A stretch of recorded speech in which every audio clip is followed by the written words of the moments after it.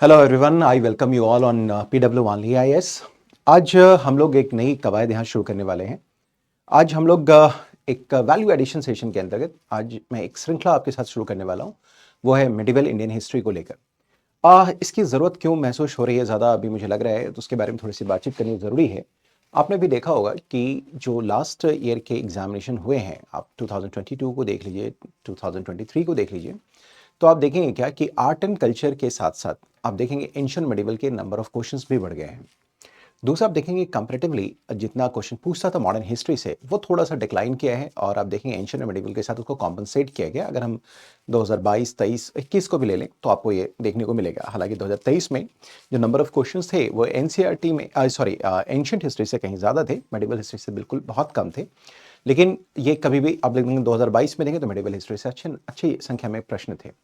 तो इन्हीं बातों को ध्यान में रखते हुए ये श्रृंखला मैं आपके लिए शुरू कर रहा हूँ, क्योंकि काफ़ी लंबे समय से ये आप लोगों की काफ़ी डिमांड्स भी आ रही थी कि किसी तरीके से एनसीईआरटी जो ओल्ड एडिशन है, जिसको ऑथर किया है सतीश चंद्र सर ने, उस किताब को यहाँ हम लोग कवर करने वाले हैं। उसके एक एक चैप्टर को हम लोग कवर करेंगे और मैं आशा करता हूँ कि ये जितने भी जो भी आपकी पूरी श्रृंखला चलेगी उसमें आपको पूरी तरीके से जो एनसीईआरटी है, जो सतीश चंद्र सर की किताब है, जिसको ओल्ड एनसीईआरटी भी हम लोग कहते हैं, वो काम आपका बिल्कुल आसान हो जाएगा। वो बिल्कुल एक कॉम्प्रिहेंसिव तरीके से उसको हम लोग कवरेज करने वाले हैं। अगर आप इस सेशन के साथ जुड़े हैं तो मुझे नहीं लगता है कि ज़्यादा कुछ इसमें करने की आवश्यकता आपको होगी। बाकी जो आपका अपना अन्य काम है in regard to medieval history, आप उसको कर सकते हैं। लेकिन मैं उम्मीद करता हूँ कि ये आपके लिए पर्याप्त होगा, क्योंकि इतना अगर आप कर लेते हैं तो आप बिल्कुल कंफर्टेबल जोन में होंगे।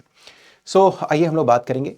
जैसा मैंने आपसे कहा कि हम क्या करेंगे इस सेशन में, हम लोग एक एक चैप्टर को करते चलेंगे, यानी कि from the very first chapter two last chapter. ठीक है, तो आज जो भी हम लोग डिस्कस करने वाले हैं वो फर्स्ट चैप्टर के ऊपर हमारा डिस्कशन होने वाला है।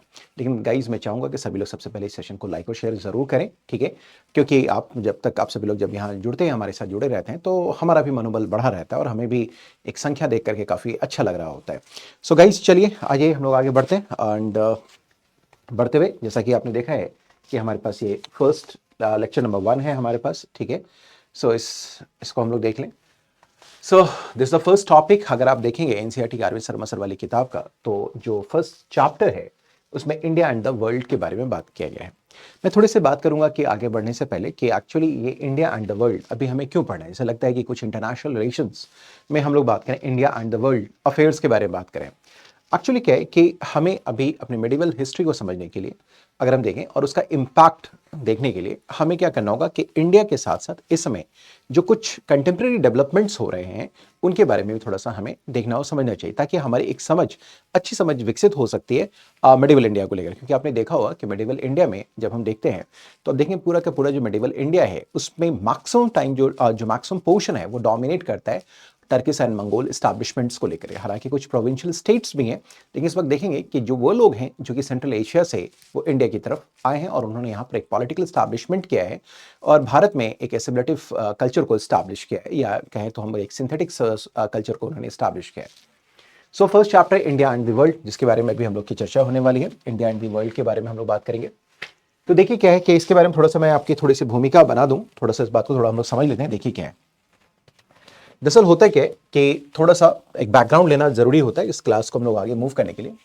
जब हम हिस्ट्री में देखते हैं तो हमने देखा होगा कि हमारे पास जो हिस्ट्री है हिस्ट्री को अगर हम लोग देखें तो हमें इंडियन हिस्ट्री में देखेंगे, अगर हम लोग बात करें तो एंशिएंट इंडियन हिस्ट्री हमें करना पड़ा होगा।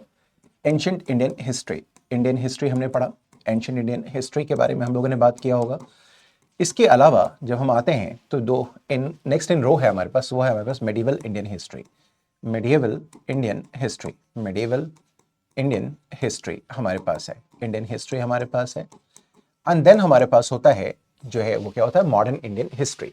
हमारे पास क्या होता है, मॉडर्न इंडियन हिस्ट्री हमारे पास होता है, इंडियन हिस्ट्री हमारे पास होता है। ठीक है, सो हमने देखा ये 3 सिक्वेंशियल तरीके से हमें हिस्ट्री में जो यूपीएससी सिलेबस कहता है उस हिसाब से हमें इसको पढ़ना होता है। तो एंशिएंट हिस्ट्री में जनरली हमने देखा होगा कि जो हमारी शुरुआत होती है वो लिथिक एज से होती है। लिथिक शब्द का मतलब ये होता है कि आप जानते हैं लिथिक का मतलब होता है स्टोन। तो हम लोगों ने लिथिक एज से शुरू किया और इसे प्राइमरली अगर हम लोग बात करें तो इसे हम लिथिक एज से लेकर के पोस्ट गुप्ता पीरियड तक अगर हम लोग बात करें तो हम लोग कवरेज देते हैं पोस्ट गुप्ता पीरियड में। ठीक है, पोस्ट गुप्ता पीरियड तक हम लोग चले जाते हैं। गुप्ता कह लीजिए, पोस्ट गुप्ता भी थोड़ा सा कवर हम लोग कर सकते हैं। तो हम देखेंगे कि रफली अगर हम देखें तो जो है लगभग लगभग आपका मिड ऑफ 6th सेंचुरी कह लीजिए या मिड ऑफ 7th सेंचुरी तक हम लोग बात कर लें, तो हम देखते हैं कि मिड ऑफ 7th सेंचुरी तक हमारा पूरा का पूरा एंशिएंट इंडिया का कवरेज हमें देखने को मिलता है। इसके जब मेडिवल इंडियन हिस्ट्री में आते हैं तो हम देखते हैं कि इसकी शुरुआत जो है उसको हम देखेंगे, इसकी जो शुरुआत होती है वो 750 से शुरू हो जाती है, एडी से 750 एडी से शुरू होती है और लगभग 1200 तक एक फेज चलता है। ठीक है, लगभग 1200 तक एक फेज चला, फेज 1, जिसको कि हम लोग भारतीय इतिहास में अर्ली मेडिवल इंडिया के नाम से जानते हैं। अर्ली मेडिवल इंडिया के नाम से जानते हैं। ये जो पीरियड हमारे पास होता है ये ट्रांजिशन का पीरियड होता है। ट्रांजिशन का पीरियड होता है। ट्रांजिशन यानी कि संक्रमण का पीरियड हम कह सकते हैं कि संक्रमण का पीरियड होता है, क्योंकि इस फेज में हम देखेंगे कि एंशिएंट इंडिया के भी फीचर्स हमें देखने को मिलते हैं और जो मेडिवल सोसाइटी या मेडिवल सोसाइटी होता है उसके फीचर देखने को मिलेंगे। इन दोनों के बीच में कुछ तरीके का सिंक्रोनाइजेशन हमें देखने को मिलेगा, एक सिंथेसिस देखने को मिलेगा and that phase is known as Indian early medieval history and early medieval period. ठीक है, या अर्ली मेडिवल इंडिया या इंडियन हिस्ट्री हम लोग कह सकते हैं। दूसरे फेज में हम आते हैं तो हम देखेंगे कि 1206 में यानी कि समवेयर अराउंड 1206 दिल्ली सल्तनत की स्थापना हो जाती है। ठीक है ना, और ये पीरियड हमारा चल रहा होता है 1526 तक, जब तक कि फर्स्ट बैटल ऑफ पानीपत नहीं होता है। तो जो सेकंड फेज है हमारे पास वो है हमारे पास 1206 टू 1526 तक। और इस फेज में हम देखें तो हमारे पास क्या है कि हम देखते क्या है कि हमारे पास दिल्ली सल्तनत का पीरियड आता है। दिल्ली सल्तनत का पीरियड आ जाता है। दिल्ली सल्तनत का पीरियड हमारे पास आ जाएगा, सल्तनत का पीरियड आता है।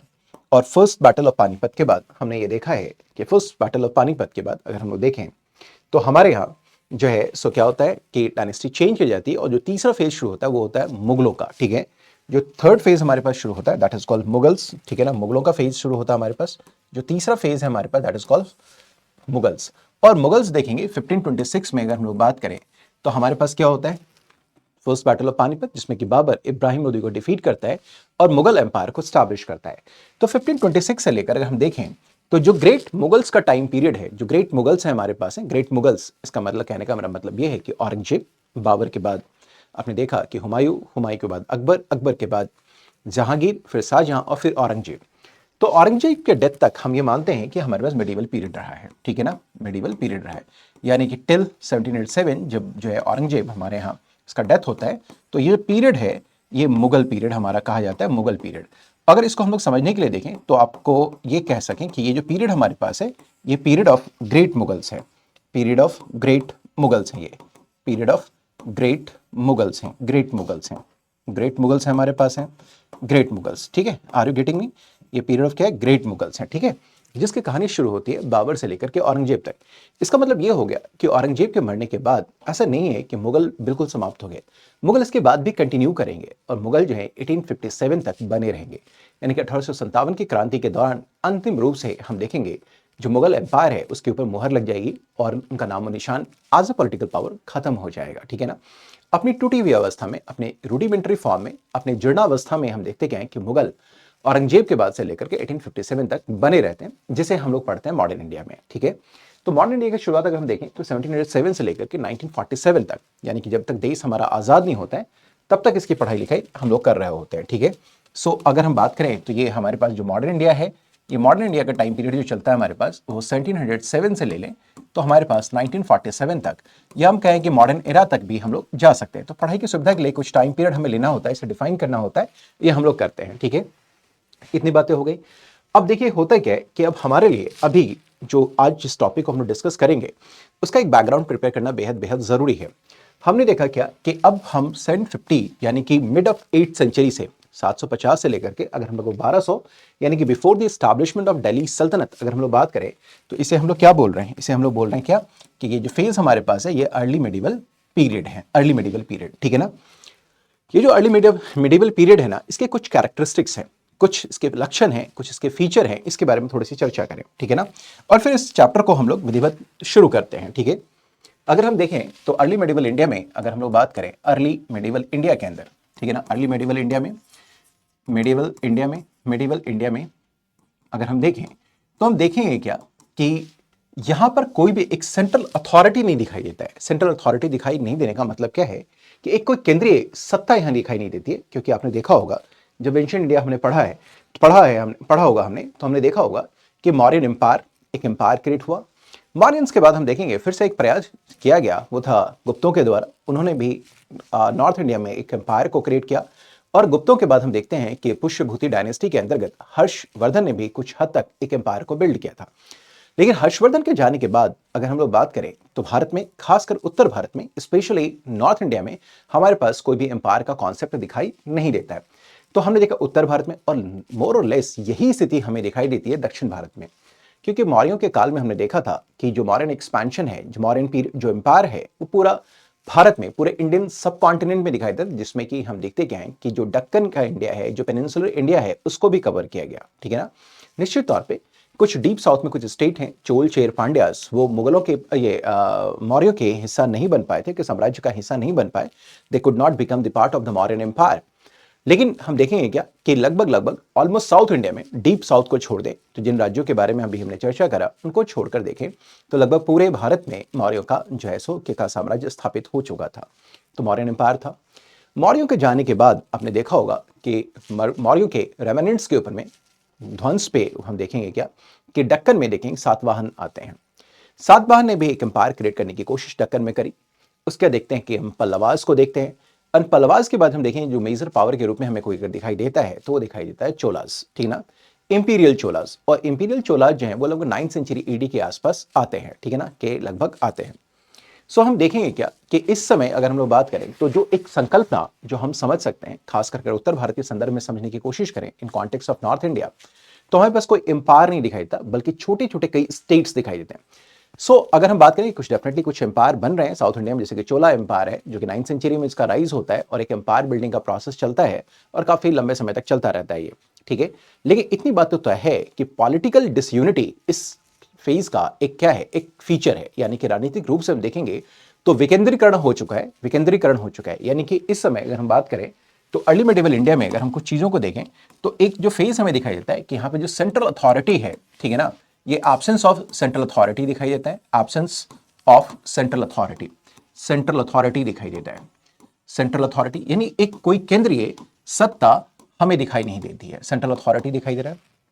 ठीक है, दूसरा इस समय का जो समाज है ना, जो समाज है वो इन्फ्लुएंस्ड है फ्यूडल स्ट्रक्चर से। ठीक है ना, तो हम देखेंगे क्या कि यहाँ का जो स्ट्रक्चर है वो फ्यूडल स्ट्रक्चर हमें देखने को मिलता है। इस पीरियड में हम देखेंगे जो फ्यूडल स्ट्रक्चर है, फ्यूडल स्ट्रक्चर वो डोमिनेट करता है, फ्यूडल स्ट्रक्चर डोमिनेट करेगा। इसका मतलब क्या है कि सेंट्रल अथॉरिटी नहीं है। जो छोटे छोटे वासल्स होंगे, जो सामंताज होंगे, जो फ्यूडल लॉर्ड्स होंगे, वो भी क्या करेंगे, अपना पॉलिटिकल पावर स्टैब्लिश करेंगे और कई छोटे छोटे राजे रजवाड़े हमें यहाँ पर देखने को मिलेंगे।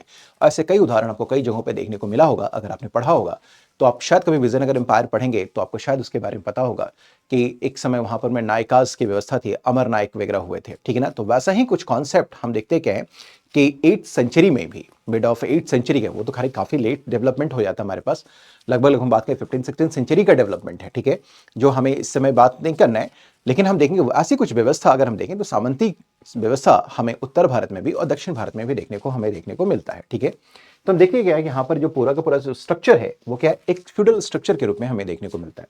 सो एब्सेंस ऑफ सेंट्रल अथॉरिटी दिखाई दे रहा है। दूसरा हम देखेंगे फ्यूडल स्ट्रक्चर हमें देखने को मिल रहा है। ठीक है ना, इसका मतलब मोर और लेस अगर हम यहाँ बात करें तो हम देखेंगे कि हमारी एक कमजोर स्थिति का एहसास हमें देखने को मिलता है और इन सभी का प्रभाव हमारे समाज के ऊपर, संस्कृति के ऊपर, अर्थव्यवस्था के ऊपर, हर किसी चीज के ऊपर दिखाई दे रहा है। जिस समय हम देखें, अच्छा इस समय एक चीज और भी है कि ये जो फेज हमारे पास चल रहा है, इस समय देखेंगे कि ये जो एज है, एज ऑफ रिलीजन भी है। एज ऑफ रिलीजन क्यों कहता हूं मैं, ये भी बात समझ लीजिए, इसका भी एक प्रभाव हमें देखने को मिलेगा। ये एज ऑफ रिलीजन भी है क्योंकि आप देखेंगे क्या कि लगभग 8th सेंचुरी के अराउंड ही हम देखते क्या है कि भक्ति का उद्भव होता है, इमरजेंस होता है अलवार और नैनार संतों के द्वारा। ये अलवार और नैनार कौन संत हैं, इनके बारे में थोड़ा सा मैं बैकग्राउंड बता दूं। दरअसल क्या है कि जो अलवार हैं ये भक्ति सेंट हैं, भक्ति सन्यासी हैं जिनका वैष्णव धर्म के साथ इनका जुड़ाव है। और दूसरे नैनार्स हमारे पास हैं जो कि सेवाइट्स हैं, यानी कि इनका शैव धर्म के साथ संबंध है। ठीक है ना, धर्म इस समय एक डोमिनेंट रोल प्ले कर रहा है। ठीक है, तो अभी हम देखेंगे क्या कि भारत की जो स्थिति है कुछ इस तरीके की कि यहां पर हम देखें कि केंद्रीय कोई भी प्राधिकरण या कोई केंद्रीय स्थिति सत्ता नहीं है हमारे पास है। दूसरा पूरी तरह से सामंती व्यवस्था हमें दिखाई देती है, फ्यूडल स्ट्रक्चर हमें दिखाई दिखता है। और तीसरा रिलीजन एक बहुत इंपॉर्टेंट रोल प्ले कर रहा होता है क्योंकि इस समय हम देखेंगे कि अलवार और नैनार जो है सो क्या करेंगे, भक्ति मूवमेंट की शुरुआत करेंगे और फिर रामानंद के माध्यम से हम देखेंगे कि जो भक्ति आंदोलन है या भक्ति मूवमेंट है वो क्या होता है, वो दक्षिण भारत से उत्तर भारत की तरफ चला जाता है। ठीक है, ये सारे के सारे फैक्टर्स हमें यहाँ पर देखने को मिल रहे हैं। इसका मतलब पॉलिटिकली ये जो इस समय का जो पीरियड है वो काफी वीक है, ठीक है। अब ये जो डेवलपमेंट इंडिया के अंदर हो रहा है, जो इंडिया के अंदर जो ये सारा का सारा डेवलपमेंट हम जो भी देख रहे हैं, ठीक है, इंडिया के अंदर जो सारा का सारा डेवलपमेंट हम देख रहे हैं, इंडिया के अंदर ये जो डेवलपमेंट हमें देखने को मिल रहा है, इसी के समय पैरेलली अगर हम देखें तो हम देखेंगे क्या कि इंडिया के पश्चिम में भी यानी कि वेस्ट में अगर हम लोग बात करें तो वेस्टर्न साइड में, इंडिया के वेस्ट में भी हमें कुछ डेवलपमेंट्स देखने को मिल रहे हैं। इसके अलावा अगर हम लोग बात करें वेस्ट के अलावा तो हमें कुछ क्या देखने को मिल रहा है कि हम देखें इधर तो हमारे पास जो है साउथ ईस्ट एशिया में भी कुछ डेवलपमेंट्स देखने को मिल रहे हैं, ठीक है। और इसी बीच में इंडिया के नॉर्दर्न पार्ट में अगर हम लोग देखें तो देखेंगे कि चाइना जो है, चाइना की भी उपस्थिति है, ठीक है ना, चाइना, ठीक है।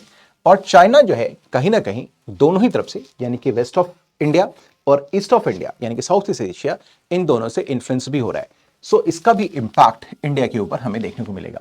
सो वेस्ट से, साउथ ईस्ट एशिया से एंड जो है हमारे पास चाइना से, इन सभी का जो है सो इन्फ्लुएंस भारत पर इस समय दिखाई दे रहा है, क्योंकि पॉलिटिकली भी हम कमजोर हैं, बहुत मजबूत स्थिति में नहीं है, कोई सेंट्रल अथॉरिटी नहीं है, फ्यूडल स्ट्रक्चर हमारे पास है, रिलीजन बहुत इंपॉर्टेंट रोल प्ले कर रहा है। तो इसी स्थिति में हम देखेंगे कि वेस्ट में भी काफी कुछ हलचल मचा हुआ है। और वो हलचल क्या है, एक तरफ हम देखते क्या है कि हमारे पास क्या है, वेस्टर्न वर्ल्ड में रोमन, जो माइटी रोमन एम्पायर होता है यानी कि जो रोम साम्राज्य है, रोमन एम्पायर अगर हम इसकी बात करें तो जो एक रोमन एम्पायर है हमारे पास, उसका डिक्लाइन हो जाता है, ठीक है ना, रोमन एम्पायर डिक्लाइन हो जाता है। और दूसरा इस समय एक पैरेलल डेवलपमेंट होता है, वो हम देखते हैं कि इस्लाम का राइज भी हम देखेंगे कि 7th सेंचुरी में हुआ। और इस्लाम जो है उसमें जब इस्लाम का राइज होता है तो देखेंगे कि इस समय जो अरेबियन पेनिनसुला में जब उसका राइज होता है तो अरब्स का इस्लामीकरण हुआ। अरब्स के साथ देखेंगे टर्किक जो नोमैड्स हैं, जो ट्राइब्समैन हैं, उनका भी इस्लामीकरण होगा, ठीक है ना, इस्लामीकरण होता चला जाएगा। इसका मतलब क्या है कि एक डेवलपमेंट और हो रहा है, वो क्या हो रहा है, वो किसके अधीन हो रहा है, वो अरब्स के अधीन हो रहा है, अरब्स में, क्योंकि हमने देखा कि इनका इस्लामीकरण हुआ। और इस्लामीकरण होने के बाद हम देखेंगे कि इस्लाम को फैलाने के साथ साथ यानी कि इस्लाम के प्रचार के साथ साथ एक उनकी जिम्मेदारी ये होगी कि वो पॉलिटिकल स्टेबिलिटी भी अपना क्या करें, वो स्टैब्लिश करें। दूसरी बात क्या होती है कि एक स्थिति और भी आप समझने की कोशिश कीजिए कि अरब जो है ना वो कुछ एक, मैं आपको एक डायग्राम के थ्रू छोटा सा बताने की कोशिश करता हूं कि अभी देखिए क्या है। अगर हम बात करें कि फार वेस्ट में देखें तो हमारे पास यहां पर क्या है, रोमन एम्पायर है, रोमन एम्पायर है, ठीक है। और रोमन एम्पायर के बाद अगर हम लोग बात करें तो इधर आता है हमारे पास क्या, that is called Arabs after the Islam, ठीक है। अरब के बाद आता है इंडिया की स्थिति, और इंडिया के बाद अगर हम देखें तो इधर आता है, ज्योग्राफी के लिए हम देखें तो हमारे पास क्या है, साउथ ईस्ट एशिया है, ठीक है। और इसी बीच में हम देखते हैं कि जो है इंडिया के नॉर्थ में हमारे पास क्या है, दैट इज कॉल्ड चाइना, ठीक है। और इस समय होता क्या है कि अगर आप इस बात को समझें तो आप जानते हैं कि प्राचीन भारत के काल से ही यानी कि एंशिएंट इंडिया के टाइम पीरियड से ही अरब जो है दे आर द ट्रेडर्स, जो भारत के साथ व्यापार कर रहे हैं, ठीक है ना, भारत के साथ व्यापार कर रहे हैं। और ये व्यापार कहां तक जा रहा है, पूरा यूरोप तक जा रहा है, ठीक है ना, यानी कि जो भूमध्य सागर है, मेडिटेरेनियन तक, वो यहां तक का ये व्यापार हो रहा है। तो इस व्यापार में भागीदारी किसकी हो रही है, रोमन एम्पायर की भी भागीदारी हो रही है, फिर अरब्स की भी भागीदारी हो रही है, इंडिया की भी भागीदारी हो रही है। और इस बीच में आपको ये मालूम है कि एक सिल्क रूट का कॉन्सेप्ट है, ट्रेड जो रूट है हमारे पास सिल्क रूट, जो ये सिल्क रूट इंडिया से भी कनेक्ट हो रहा है और जो है वो कहां तक, यूरोप तक कनेक्टेड है। तो इसका मतलब चाइना का भी इन्फ्लुएंस है। इसका मतलब क्या हो गया कि जिस तरीके से इंडिया में हम देखते हैं कि इस समय 8th सेंचुरी के मिड में आते आते लगभग 8th सेंचुरी के अराउंड 750 के अराउंड हम देखेंगे कि ये जो फीचर्स हमें देखने को मिल रहा है, एब्सेंस ऑफ सेंट्रल अथॉरिटी, हम देखेंगे कि फ्यूडल स्ट्रक्चर यहां पर हमें दिखाई दे रहा है, एज ऑफ रिलीजन कुछ दिखाई दे रहा है। तो ऐसी कुछ व्यवस्था भी पश्चिम की तरफ है। पश्चिम में कहने का मेरा मतलब हमें रोमन एम्पायर को भी देखना पड़ेगा। यहां पर रोमन एम्पायर का मतलब क्या है, इसको समझने की कोशिश करेंगे। यहां पर जो कुछ बदलाव अगर हो रहा है तो उसे भी हमें समझना पड़ेगा। एंड फिर अरबियन जो पेनिनसुला है वहां पर, जहां पर मैं जो इस्लाम का राइज हुआ, फिर अरब्स का इस्लाम में जो है सो क्या हुआ, कन्वर्जन हुआ, उनका धर्मांतरण उसमें हुआ। और फिर अरब के अधीन हम देखेंगे क्या कि जो अरबी संस्कृति है, ठीक है ना, इस्लाम के साथ साथ उसका भी विकास, प्रसार और प्रचार होता रहेगा, ठीक है, उसका भी इन्फ्लुएंस देखना है। अब ये जो डेवलपमेंट जितने भी हो रहे हैं वो इन रेस्पेक्ट टू इंडिया भी हमें समझना पड़ेगा। इस तरफ हम देखेंगे कि चाइना है, चाइना में भी जो भी डायनेस्टिक चेंजेस अभी हो रहे हैं, यानी कि वंश बदलते चले जा रहे हैं, इसके बाद भी हमें क्या करना होगा, उसका भी प्रभाव भारत के ऊपर देखना पड़ेगा। और इसी समय हम देखेंगे साउथ ईस्ट एशिया में भी अगर हम बात करें तो साउथ ईस्ट एशिया का मतलब क्या हो गया, इंडोनेशिया, जावा, मलाया, सुमात्रा, कंबोडिया, ये सारे के सारे जो स्टेट्स हैं जहां पर यहां भी जो डेवलपमेंट्स अगर हो रहा है तो वो भी हमें वो सारे डेवलपमेंट को समझना होगा। और डेवलपमेंट्स प्राइमरीली हमें इस पर देखना होगा वो कल्चरल कॉन्टेक्स्ट में देखना होगा, यानी कि सांस्कृतिक संदर्भों में देखना होगा, और दूसरा इकोनॉमिक पर्सपेक्टिव में देखना होगा, आर्थिक परिदृश्य में देखना होगा, क्योंकि पॉलिटिकल इस समय बहुत ज़्यादा कुछ भी ऐसा बहुत ज़्यादा जो है रिमार्केबल या कुछ डेवलपमेंट नहीं हो रहा है जिसको कि डिस्कस करना चाहिए।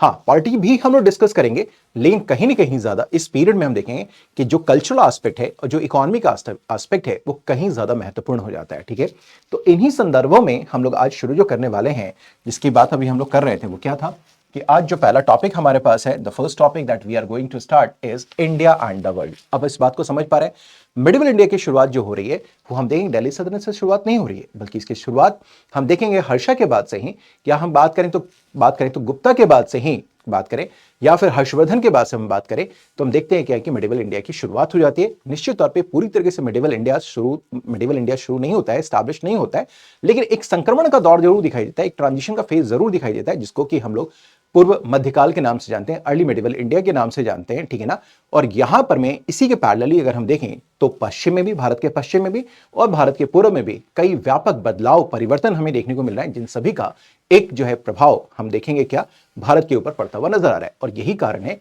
कि एनसीईआरटी ने, जो सतीश चंद्रा सर की किताब है, उनकी जो पहले चैप्टर की शुरुआत हो रही है इंडिया एंड द वर्ल्ड के साथ हो रही है। मैं आशा कर रहा हूं कि इस बात को आप लोग समझ पा रहे होंगे कि एक्चुअली पहला चैप्टर से पढ़ना क्यों जरूरी है, क्यों इस टॉपिक को हम लोग यहां डिस्कस करने जा रहे हैं इंडिया एंड द वर्ल्ड को लेकर के। क्योंकि आपने देखा कि अभी तक हम देख रहे थे क्या कि हमारे यहाँ एक साम्राज्य की संकल्पना थी, और लगभग 3 से 4 साम्राज्य उत्तर भारत में तो बन करके ही आए थे।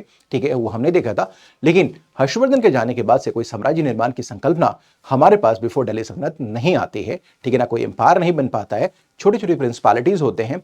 और यही कारण है कि इस समय हम देखें क्या कि भारत में कुछ व्यापक बदलाव होंगे, और इसका जो है प्रभाव भारत में जो बदलाव हो रहेंगे इसके ऊपर बाहर में, यानी कि पश्चिम में और पूर्व में जो हो रहे परिवर्तन है, वो भी भारत की संस्कृति को और अर्थव्यवस्था को प्रभावित करते हुए नजर आते हैं। और यही कारण है कि हम लोग इंडिया एंड द वर्ल्ड के चैप्टर से शुरू करते हैं।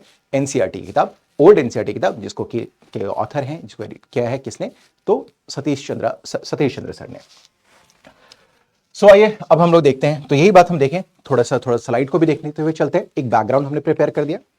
देखिए होता क्या है कि 8वीं से लेकर 18वीं शताब्दी तक अगर हम लोग बात करें तो हमने देखा क्या कि 8th सेंचुरी का मतलब तो समझ रहे हैं, 750 के अराउंड तो भारत में भी अर्ली मिडिवल इंडिया शुरू हुआ, और 18th सेंचुरी मतलब 1700 के आसपास तक हम देखें कि एक व्यापक बदलाव हो रहा है यहाँ पर वर्ल्ड कॉन्टेक्स्ट में। ये कॉन्टेक्स्ट भी आप लोग समझ पा रहे हैं, रोमन के कॉन्टेक्स्ट में बात करना है, हमें अरेबियंस के कॉन्टेक्स्ट में बात करना है, हमें साउथ ईस्ट एशिया के कॉन्टेक्स्ट में बात करना है, हमें चाइना के कॉन्टेक्स्ट में भी बात करना है। ठीक है, तो एक व्यापक बदलाव हो रहा है, और इन व्यापक बदलाव ने क्या किया कि हमारे आपस के संबंधों को अगर हम देखेंगे तो उसको भी व्यापक तरीके से उसको भी प्रभावित किया, जैसा कि हमने चर्चा करी। और हम देखेंगे क्या कि कई सामाजिक और राजनीतिक व्यवस्थाएं जो हैं वो नई व्यवस्थाएं उत्पन्न हुई। ठीक है ना, वो क्या सामाजिक और नई राजनीतिक व्यवस्थाएं हैं उनके बारे में भी हम लोग बात करेंगे। So new social and political forms, इनका भी राइज होना शुरू हो जाता है। ठीक है, और इन सब का जो इंपैक्ट है हम देखें किसके ऊपर है, इंपैक्ट ऑन इंडिया पड़ता है। India had long trading relations, cultural relations with the old Roman empire, और इसका जो है व्यापक प्रभाव भारत पे इसलिए पड़ता है क्योंकि आप देखेंगे कि प्राचीन भारत के समय से ही भारत के जो है व्यापारिक संबंध कहां से रहे हुए हैं, वो हम बात करें तो सुदूर पश्चिम में यूरोप थे, यानी कि ओल्ड रोमन एम्पायर के साथ रहा हुआ है। ठीक है ना, तो ये निश्चित तौर पर अगर वहां पर कुछ बदलाव अगर हो रहा है, उसमें किसी नई तरीके का सामाजिक परिवर्तन हो रहा है, राजनीतिक परिवर्तन हो रहा है, तो निश्चित तौर पर इसका प्रभाव भारत के सांस्कृतिक और जो आर्थिक जो संबंध है उस पर भी पड़ेगा, और उसमें भी हमें बदलाव के लक्षण देखने को मिलेंगे। ठीक है, इतनी बातें तो स्पष्ट है। मैं आशा कर रहा हूं, यहां तक मैं उम्मीद कर रहा हूं कि आप लोगों को कोई दिक्कत नहीं होनी चाहिए। ठीक है, तो ये बातें तो हम लोगों ने कर ली, ये बातें हमने समझा। अब थोड़ा सा हम लोग देखिए और समझने की कोशिश करते हैं। देखिए क्या होता है, ये जो पश्चिम की तरफ पहले हम लोग बात करते हैं, फिर पश्चिम में हम लोग दो राज्यों के बारे, पहले दो एम्पायर के बारे में बात करेंगे। एक पहला एम्पायर जो होगा वो हमें बात करना है किसके बारे में, तो हम बात करेंगे रोमन एम्पायर के बारे में। वहां जो कुछ भी बदलाव हो रहा है उसको देखने और समझने की कोशिश करेंगे। एंड दूसरा पश्चिम में हमें एक और एम्पायर को देखना है, that is called Arabian empire.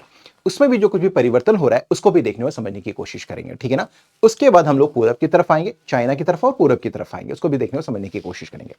तो पहले हम लोग देखते हैं कि पश्चिम में क्या कुछ हो रहा है। तो पश्चिम में व्यापक बदलाव होंगे। दरअसल होता क्या है कि अगर आप देखें कि पश्चिम की तरफ अगर हम लोग जाएं, यानी कि टुवर्ड्स वेस्ट अगर हम लोग बात करें, तो हम देखते क्या है कि इस समय एक जो है ओल्ड रोमन एम्पायर होता था। ठीक है ना, ओल्ड रोमन एम्पायर यानी कि एक बहुत बड़ा एम्पायर था रोमन एम्पायर। और हम लोग अगर बात करें तो पूरा का पूरा यूरोप अगर हम बात करें तो उस ओल्ड रोमन एम्पायर के अधीन था। और इनफैक्ट आज अगर हम लोग बात करें तो जो ईस्टर्न यूरोप का ये संकल्पना है वो भी किसके अधीन था, दैट वाज अंडर दी, जिसमें कि अगर हम लोग बात करें तो वो जो एम्पायर था वो पूरा इजिप्ट में यानी कि नॉर्दर्न अफ्रीका तक भी फैला हुआ था। अगर हम लोग बात करें तो सीरिया में भी फैला हुआ था। अगर हम लोग बात करें तो वो मॉडर्न टर्की में भी फैला पड़ा हुआ था। यानी कि हम देखेंगे पूरा का पूरा जो यूरोप है ना, पूरा यूरोप अगर हम लोग बात करें तो ईस्टर्न यूरोप और जो वेस्टर्न यूरोप उसके ऊपर ओल्ड रोमन एम्पायर का राज हुआ करता था, ठीक है, जिसको एंशिएंट रोमन एम्पायर भी हम लोग बोलते हैं।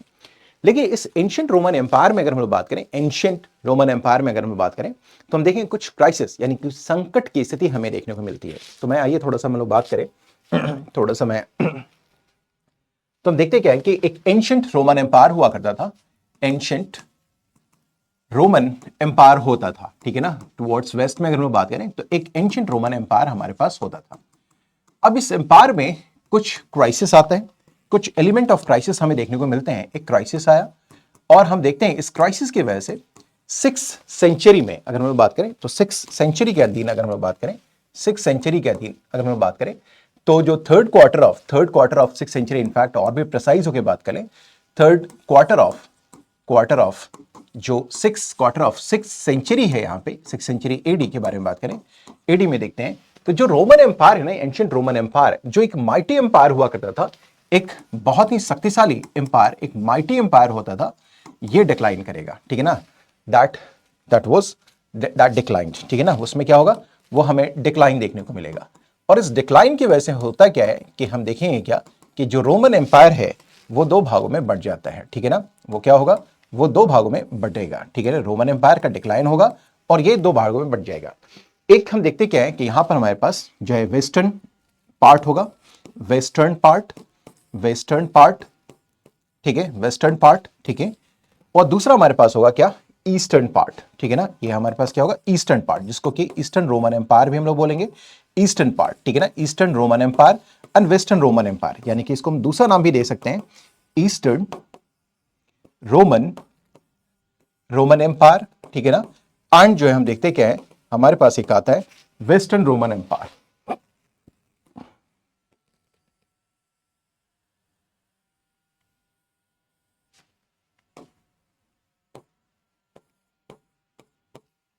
वेस्टर्न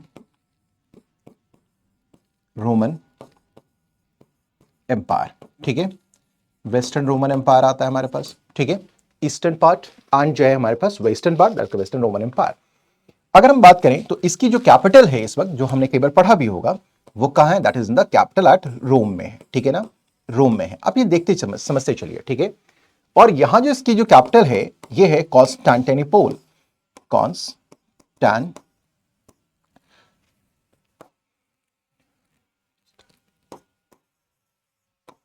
जिसको कि हम लोग क्या बोलते हैं, कुस्तुनतुनिया भी बोलते हैं, ठीक है ना। ये ईस्टर्न इसकी कैपिटल क्या है, कॉन्स्टेंटिनोपल, और ये हमारे पास क्या है, रोम, ठीक है। ये जो ईस्टर्न पार्ट है ना, इसी को हम लोग यानी कि ईस्टर्न रोमन एम्पायर को ही हम लोग क्या बोलते हैं, बाइजेंटाइन एम्पायर भी बोलते हैं, बाइजेंटाइन एम्पायर भी बोलते हैं। इन टर्म से आप लोग थोड़ा परिचित रहिए, क्योंकि आपने कई बार जब आप किताब खुद भी पढ़ते होंगे तो ये शब्द आपके पास आते होंगे। बाइजेंटाइन एम्पायर है, ठीक है ना। इसी को जो ईस्टर्न रोमन एम्पायर है इसी को बाइजेंटाइन एम्पायर भी कहते हैं। और इसकी जो कैपिटल है दैट इज कॉन्स्टेंटिनोपल, हम बात करेंगे, ये है इसके पास टेनिपल जो है वो इसकी राजधानी है, यानी कि रोमन एम्पायर एंड कॉन्स्टेंटिनोपल, ठीक है। सो हमने देखा कि जो एंशिएंट रोमन एम्पायर होता था वो 6th सेंचुरी में आते आते वो डिक्लाइन करेगा और इसके दो हिस्से हो जाएंगे।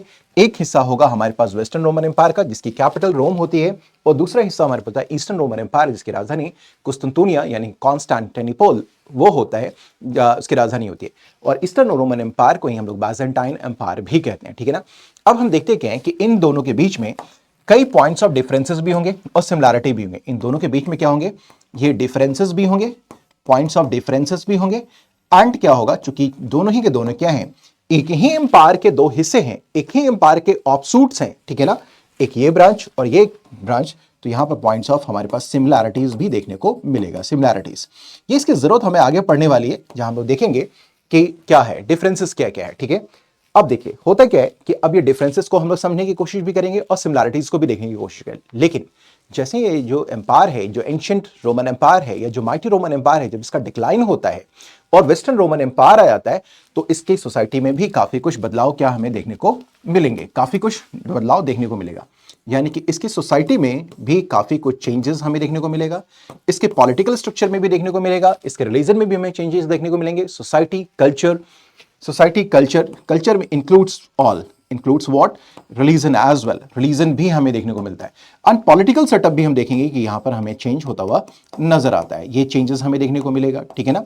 एंड दूसरा इसी तरीके से हम देखेंगे क्या कि जो ईस्टर्न पार्ट है, ईस्टर्न पार्ट में भी ये चेंजेस हमें देखने को मिलेगा। वो ईस्टर्न पार्ट में भी ये जो बदलाव हो रहा है ना, यहां भी हम देखेंगे सोसाइटी, कल्चर, पॉलिटी, ये सब में सब बदलाव हमें देखने को मिलेंगे। अब यहां पर कुछ भी अगर हम देखें कि कोई अगर बदलाव हो रहा है तो इसको पढ़ने का क्या मतलब है, इसका अर्थ क्या है, मतलब मायने क्या है। तो आपको ये याद होगा, शायद हमने आपसे बताया भी था कि जो भारत है उसका जो व्यापार होता था प्राचीन काल से, एंशिएंट इंडिया के समय से, वो कहां तक होता था, वो एंशिएंट रोमन एम्पायर से होता था। आपने रोम के बारे में काफी कुछ पढ़ा भी है, बाइजेंटाइन एम्पायर के बारे में भी आपने पढ़ा होगा, निश्चित तौर पे आपने पढ़ा होगा। तो भारत के जो संबंध हैं वो प्राचीन काल से ही रोमन एम्पायर के साथ रहा हुआ है, ठीक है ना। अगर इसमें किसी प्रकार का अगर परिवर्तन होता है, किसी प्रकार का कोई परिवर्तन अगर होता है, तो इसका मतलब क्या है कि होने वाला जो व्यापार है, या यहां देखेंगे जो सांस्कृतिक आदान प्रदान हो रहा है, यानी जो कल्चरल एक्सचेंजेस हो रहे हैं, इकोनॉमी के जो कल्चरल एक्सचेंजेस हो रहे हैं, वो भी कहीं ना कहीं प्रभावित होगा, ठीक है। यानी कि एक सत्ता के रूप में जो एक रोमन एम्पायर था, उसका अगर डिक्लाइन अगर हो गया, उसके दो टुकड़े अगर बन गए, तो निश्चित तौर पर जो संबंध बना पड़ा हुआ है भारत के साथ प्राचीन काल से, किसका, रोमन एम्पायर का, उसमें भी कुछ ना कुछ प्रभाव हमें देखने को मिलेंगे, ठीक है ना। तो इसलिए हमें इसके बारे में पढ़ना पड़ता है कि एक्चुअली अगर किसी प्रकार से अगर देखेंगे भारतीय अर्थव्यवस्था पर इसका नकारात्मक प्रभाव पड़ा अगर हो, इनफैक्ट पड़ा भी था, तो उसके पीछे के कारण क्या थे। तो उन कारणों को समझने के लिए हमें यह समझना पड़ेगा कि भारत में जिस तरह के जो परिवर्तन हो रहे थे, क्योंकि भारत में इस समय सामंतवादी प्रक्रियाओं से होकर गुजरता जा रहा था, फ्यूडल जो स्ट्रक्चर है, फ्यूडल जो सिस्टम है, वो पूरा का पूरा यहां पर प्रिवेल कर रहा था, ठीक है, ये बात समझ पा रहे हैं। इसके पैरेलली अगर हम देखें तो वेस्ट में क्या परिवर्तन हो रहे हैं वो भी हमें थोड़ा समझना पड़ेगा, ईस्ट में क्या परिवर्तन हो रहा है वो भी हमें देखना पड़ेगा। लेकिन पहले हम लोग वेस्ट के बारे में बात करें कि वेस्ट में एक बहुत बड़ी एक रिमार्केबल चेंज हुआ, वो ये हुआ कि जो माइटी रोमन एम्पायर है वो डिक्लाइन कर गया और दो राज्य हमारे पास आ गए। वो राज्य कौन कौन से हैं, एक हमारे पास हो गया वेस्टर्न रोमन एम्पायर जिसकी राजधानी यानी कि कैपिटल है रोम में, और दूसरा हमारे पास है ईस्टर्न जो है रोमन एम्पायर जिसकी राजधानी कॉन्स्टेंटिनोपल है, जिसको कि कुस्तुनतुनिया हम लोग बोलते हैं, ठीक है ना। ये बात समझ पा रहे हैं, तो ये हमारे पास हो गया। और इसे ईस्टर्न रोमन एम्पायर को हम लोग बाइजेंटाइन एम्पायर के बारे में बात करते हैं। तो पहला हमें जो बात करना होगा, जो भी परिवर्तन हो रहे हैं वो वेस्टर्न रोमन एम्पायर में जो परिवर्तन हो रहा है ये हमें बात करना है। एंड दूसरा हमें बात करना होगा जो बाइजेंटाइन एम्पायर है, इसमें जो कुछ भी परिवर्तन अगर हो रहा है या यहाँ का जो समाज है उसमें अगर कुछ रिमार्केबल चेंजेस हुए हैं, तो इन दोनों के बारे में हमें बात करना होगा। मैं आशा करता हूं कि एक लिंक आपके लिए क्रिएट हो गया होगा, एक बैकग्राउंड आपका फिर से प्रिपेयर हो गया होगा आगे चलने के लिए, ठीक है। इन्हीं बातों को समझते हुए हम लोग क्या कर रहे थे, हम लोग ये बात करने की कोशिश कर रहे थे कि जो आपके पास एक फ्लो चार्ट दिखाई दे रहा है कि रोम क्या है, ये एंशिएंट रोमन एम्पायर है, ठीक है ना। जो हम देखेंगे क्या कि जो 6th सेंचुरी है यानी third quarter of 6th century में ये दो भागों में बढ़ता है। एक तरफ हम देंगे वेस्टर्न रोमन एम्पायर जिसकी कैपिटल रोम है, और दूसरा है ईस्टर्न जो है पार्ट जिसको हम लोग बोलते हैं जिसकी कैपिटल क्या है, कुस्तुनतुनिया, और इसी ईस्टर्न पार्ट को हम बोलते हैं बाइजेंटाइन एम्पायर। इतनी बातें स्पष्ट है, ये बैकग्राउंड हमारा प्रिपेयर्ड हो गया। अब आगे बढ़ते हुए हम देखते हैं कि क्या होता है, हमारे पास क्या परिवर्तन हुए हैं, इस सभी को हम लोग समझने की कोशिश करते हैं। देखिए हुआ क्या, अभी थोड़ा सा ये आपके साथ है। अभी देखिए होता क्या है कि जो रोमन एम्पायर है जिसके बारे में हम लोग चर्चा कर रहे थे, रोमन एम्पायर के बारे में, ये जो रोमन एम्पायर हमारे पास है, रोमन एम्पायर, ठीक है ना, जैसे इसका डिक्लाइन अगर होता है हमारे पास, डिक्लाइन जैसे ही हमारे पास होगा तो हम देखते हैं कि हमारे पास कुछ लोग का इनफ्लो बढ़ जाता है किस तरफ, रोमन एम्पायर में, खास करके वेस्टर्न पार्ट में, ठीक है ना। तो रोमन एम्पायर के डिक्लाइन के बाद अगर हम लोग बात करें तो डिक्लाइन अगर हुआ तो डिक्लाइन के बाद अगर हम देखें तो डिक्लाइन होता है, और डिक्लाइन के बाद हम देखते क्या है कि खास करके जो वेस्टर्न यूरोप है, जो वेस्टर्न यूरोप में अगर हम लोग बात करें, वेस्टर्न रोमन एम्पायर में यानी वेस्टर्न यूरोप में बात करें, वेस्टर्न रोमन एम्पायर में बात करें, रोमन एम्पायर में बात करें, तो हमें कुछ परिवर्तन यहां पे देखने को मिल रहा है। वो परिवर्तन क्या है, दरअसल होता क्या है कि इस समय हम देखेंगे जर्मनी से और रशिया से कुछ लोगों का इन्फ्लक्स होना शुरू हुआ, ठीक है ना, यानी कि जर्मनिक पीपल, ठीक है ना, यानी कि इधर क्या होगा कि इन्फ्लक्स ऑफ पीपल होना शुरू होगा। इस तरफ हम देखें तो इस रोमन एम्पायर में हम देखेंगे इन्फ्लक्स ऑफ पीपल होगा, इन्फ्लक्स होगा, और इन्फ्लक्स का मतलब है कि लोगों का प्रवाह होगा, इनफ्लो होना शुरू होगा, that's called inflow of the people, new people, ठीक है ना। तो एक परिवर्तन देखेंगे कि जैसे ये एम्पायर डिक्लाइन हुआ, जो है राजसत्ता कमजोर हुई, तो आसपास के जो लोग हैं जर्मनिक हैं यानी कि जर्मनी से एंड रशिया से जो लोग होंगे वो क्या करेंगे, वो इस तरफ आना शुरू करेंगे, ठीक है ना। और ये आएंगे किस रूप में, ठीक है, इनको बोलते हैं जर्मैनिक एंड स्लाव्स, ठीक है ना। तो जर्मैनिक एंड स्लाव जो पीपल होंगे वो क्या आएंगे, जर्मैनिक एंड जो हमारे पास स्लाव हैं they will come and invade, कहां पर, ये क्या करेंगे, इनको इन्वेजन करना शुरू करेंगे, ठीक है। तो ये आ किस रूप में, ये प्लंडरर के रूप में आ रहे हैं, ये लूटमार करने के लिए आ रहे हैं। जैसे भारत जो है, आपने देखा कि लूटमार हुआ है भारत में, कई बार हुआ, ठीक है ना, आपने पढ़ा भी है लूटमार के बारे में। उसी तरीके से हम देखेंगे इस समय जो वेस्टर्न रोमन एम्पायर है, यहां भी जो है लोग लूटमार करने के उद्देश्य से आएंगे, प्लंडर करेंगे, रावेजिंग का काम करना शुरू करेंगे। और ये पीपल कौन होंगे, Germanic people and Slav people who are coming from the side of Germany and Russia, ठीक है। तो यहां पर क्या करेंगे, ये लोग आएंगे प्लंडरर के रूप में। So they are coming as the plunder, ये लूट करेंगे, इनका ऑब्जेक्टिव क्या है, लूट करना, बर्बादी करना, रावेजिंग करने का काम करना होगा, ठीक है। बट ग्रेजुअली क्या होगा, ग्रेजुअली हम देखेंगे क्या कि जैसे ये लोग यहां आ गए, ठीक है ना, तो यहां आने के बाद ये लोग क्या करेंगे, जब यहां इन्होंने प्लंडर का काम किया और ये कॉन्स्टेंटली चलता रहेगा, ठीक है ना, तो ग्रेजुअली वो क्या करेंगे, प्लंडरर के रूप में आएंगे और फिर यहीं पर वो सेटल कर जाएंगे। सेटल्ड कर जाएंगे, कहां हो जाएंगे, सेटल्ड हो जाएंगे, ठीक है ना। यहीं पर ग्रेजुअली क्या हो जाएंगे, सेटल हो जाएंगे। क्यों सेटल हो जाएंगे, उनको अपॉर्चुनिटी मिला, अवसर मिला। क्यों मिला, क्योंकि कोई सेंट्रल अथॉरिटी है नहीं जो इनके प्लंडर को, इनके रावेजिंग को रोक सके। इनका जो मन किया, उन्होंने जिस तरीके से मन किया उस तरीके से प्लंडर का काम किया, रावेजिंग का काम किया, और ग्रेजुअली उनको लगा कि it's a very good time कि यहां पर आसानी से सेटल हो जा सके। तो वेस्टर्न यूरोप में अगर हम लोग बात करें या वेस्टर्न रोमन एम्पायर में अगर हम लोग बात करें, तो हम देखते क्या है कि एक जो नई बात होती है समाज के अंदर, वो ये होता है कि जो यहाँ की जनसंख्या है उसमें ग्रेजुअली जो है परिवर्तन होना शुरू हो गया। और इस परिवर्तन के कारण हम देखते हैं क्या है कि यहां पर जर्मन पीपल हैं, जो जर्मैनिक पीपल हैं, जो स्लाव लोग हैं, उनकी संख्या धीरे धीरे बढ़ती चलेगी। So this is one of the remarkable change that you people can witness during this period in western Roman empire. एक बहुत बड़ी बात ये हो गई, ठीक है ना। अब हम देखते हैं क्या है कि यहां पर सेटल होना शुरू हो गए, तो पॉपुलेशन बहुत बदला। अब होता क्या है कि पॉपुलेशन जैसे इनका बदला, इसका मतलब क्या हुआ, इसका इंपैक्ट क्या पड़ेगा। सो इसके इंपैक्ट के बारे में अगर हम लोग बात करें, तो जब ये सेटल करेंगे तो इसका इंपैक्ट क्या होगा, इसी को आगे हम लोग बढ़ाएं तो हमने देखा कि जब लोग सेटल कर गए, ये जो सेटल्ड हो गए कौन से लोग, तो ये जर्मैनिक लोग हैं, और जो स्लाव हैं, जब ये सेटल हो जाएंगे तो होगा क्या, तो हमने देखा कि जो वेस्टर्न यूरोप है उसके समाज में हमें देखेंगे कि पॉपुलेशन परिवर्तित हो जाएगा, पॉपुलेशन में चेंज आएगा, पॉपुलेशन चेंज हो जाएगा, बदलेगा, German people, Germanic people and the Slav people. दूसरा, ये जो लोग आ रहे होंगे, ये जो लोग आ रहे हैं, इनकी अपनी भाषाएं भी होंगी, इनकी अपनी भाषा होगी, लैंग्वेज होगी, ठीक है ना। फर्क सही कि जैसे कि हम इंडिया में ही कई लोग हैं, जैसे मान लीजिए हम बंगाली हैं, हम तमिल हैं, हम बिहारी हैं, हम पंजाबी हैं, हम गुजराती हैं, तो हम अपने ओरिजिन जो प्लेस है, हमारा ओरिजिनल प्लेस है, नेटिव प्लेस है, वहां से अगर हम इंडिया के किसी कोने में जाते हैं, फर्ज है कि हम गुजराती और हम चले गए कहां, पंजाब में, तो हम अपनी गुजराती भाषा को भी लेके जाएंगे। और अगर मान लेते हैं हमारी संख्या साथ साथ बड़ी संख्या में गुजराती लोग अगर पंजाब में आ गए, तो इसका मतलब क्या होगा, पंजाब की संस्कृति में गुजराती लैंग्वेज धीरे धीरे एसिमिलेट करेगा, बढ़ेगा। तो दूसरा परिवर्तन हम देखते क्या है, यहां पर हम देखेंगे क्या कि लैंग्वेज में भी परिवर्तन होना शुरू हो गया, लैंग्वेज में भी चेंजेस आने शुरू हो जाएंगे, लैंग्वेज भी चेंज करेगा। एग्जैक्ट समझ पा रहे हैं। थर्ड पॉइंट अगर हम लोग बात करें यहां पर, तो थर्ड पॉइंट में अगर हम लोग देखने और समझने की कोशिश करें, तो पॉपुलेशन लैंग्वेज ही नहीं होगा, ये जो लोग आ रहे होंगे ये अपनी पॉलिटिकल प्रैक्टिसेस को भी लेकर के आएंगे, इसके अलावा और भी प्रैक्टिसेस को लेकर आएंगे, बट अपने काम के लिए क्या है कि अपने पॉलिटिकल प्रैक्टिसेस को लेकर के आएंगे। तो देखेंगे न्यू पॉलिटिकल प्रैक्टिसेस भी यहां हमें देखने को मिलेगा, न्यू पॉलिटिकल प्रैक्टिसेस हमें देखने को मिलेंगे, जो कि ये लोग अपने यहां से प्रैक्टिसेस अपने यहां से लेकर के ये आएंगे, ठीक है। आर यू गेटिंग मी, ठीक है। सो एक तो हमने देखा कि आबादी में परिवर्तन हुआ, भाषा में भी हम देखेंगे कई परिवर्तन होगा, कई भाषाएं आएंगे, और जो हम देखेंगे कि न्यू पॉलिटिकल जो है सो हम देखेंगे प्रैक्टिसेस आएंगे। और ये जो आएगा यही आगे चल करके हम देखें, अगर आप समझने की कोशिश करें, तो यही क्या होगा आगे चल करके जो है वो क्या करेगा, मॉडर्न यूरोप में जो न्यू इंडिपेंडेंट स्टेट्स बन करके आएंगे, मॉडर्न यूरोप को जन्म देगा। मॉडर्न यूरोप यानी कि हम देखेंगे कि यूरोपियन स्टेट्स, जो मॉडर्न यूरोपियन स्टेट्स हैं, या इसको ऐसे कहें मॉडर्न यूरोपियन स्टेट्स के लिए बैकग्राउंड प्रिपेयर करेगा। मॉडर्न यूरोपियन स्टेट्स के लिए क्या करेगा, बैकग्राउंड प्रिपेयर करेगा,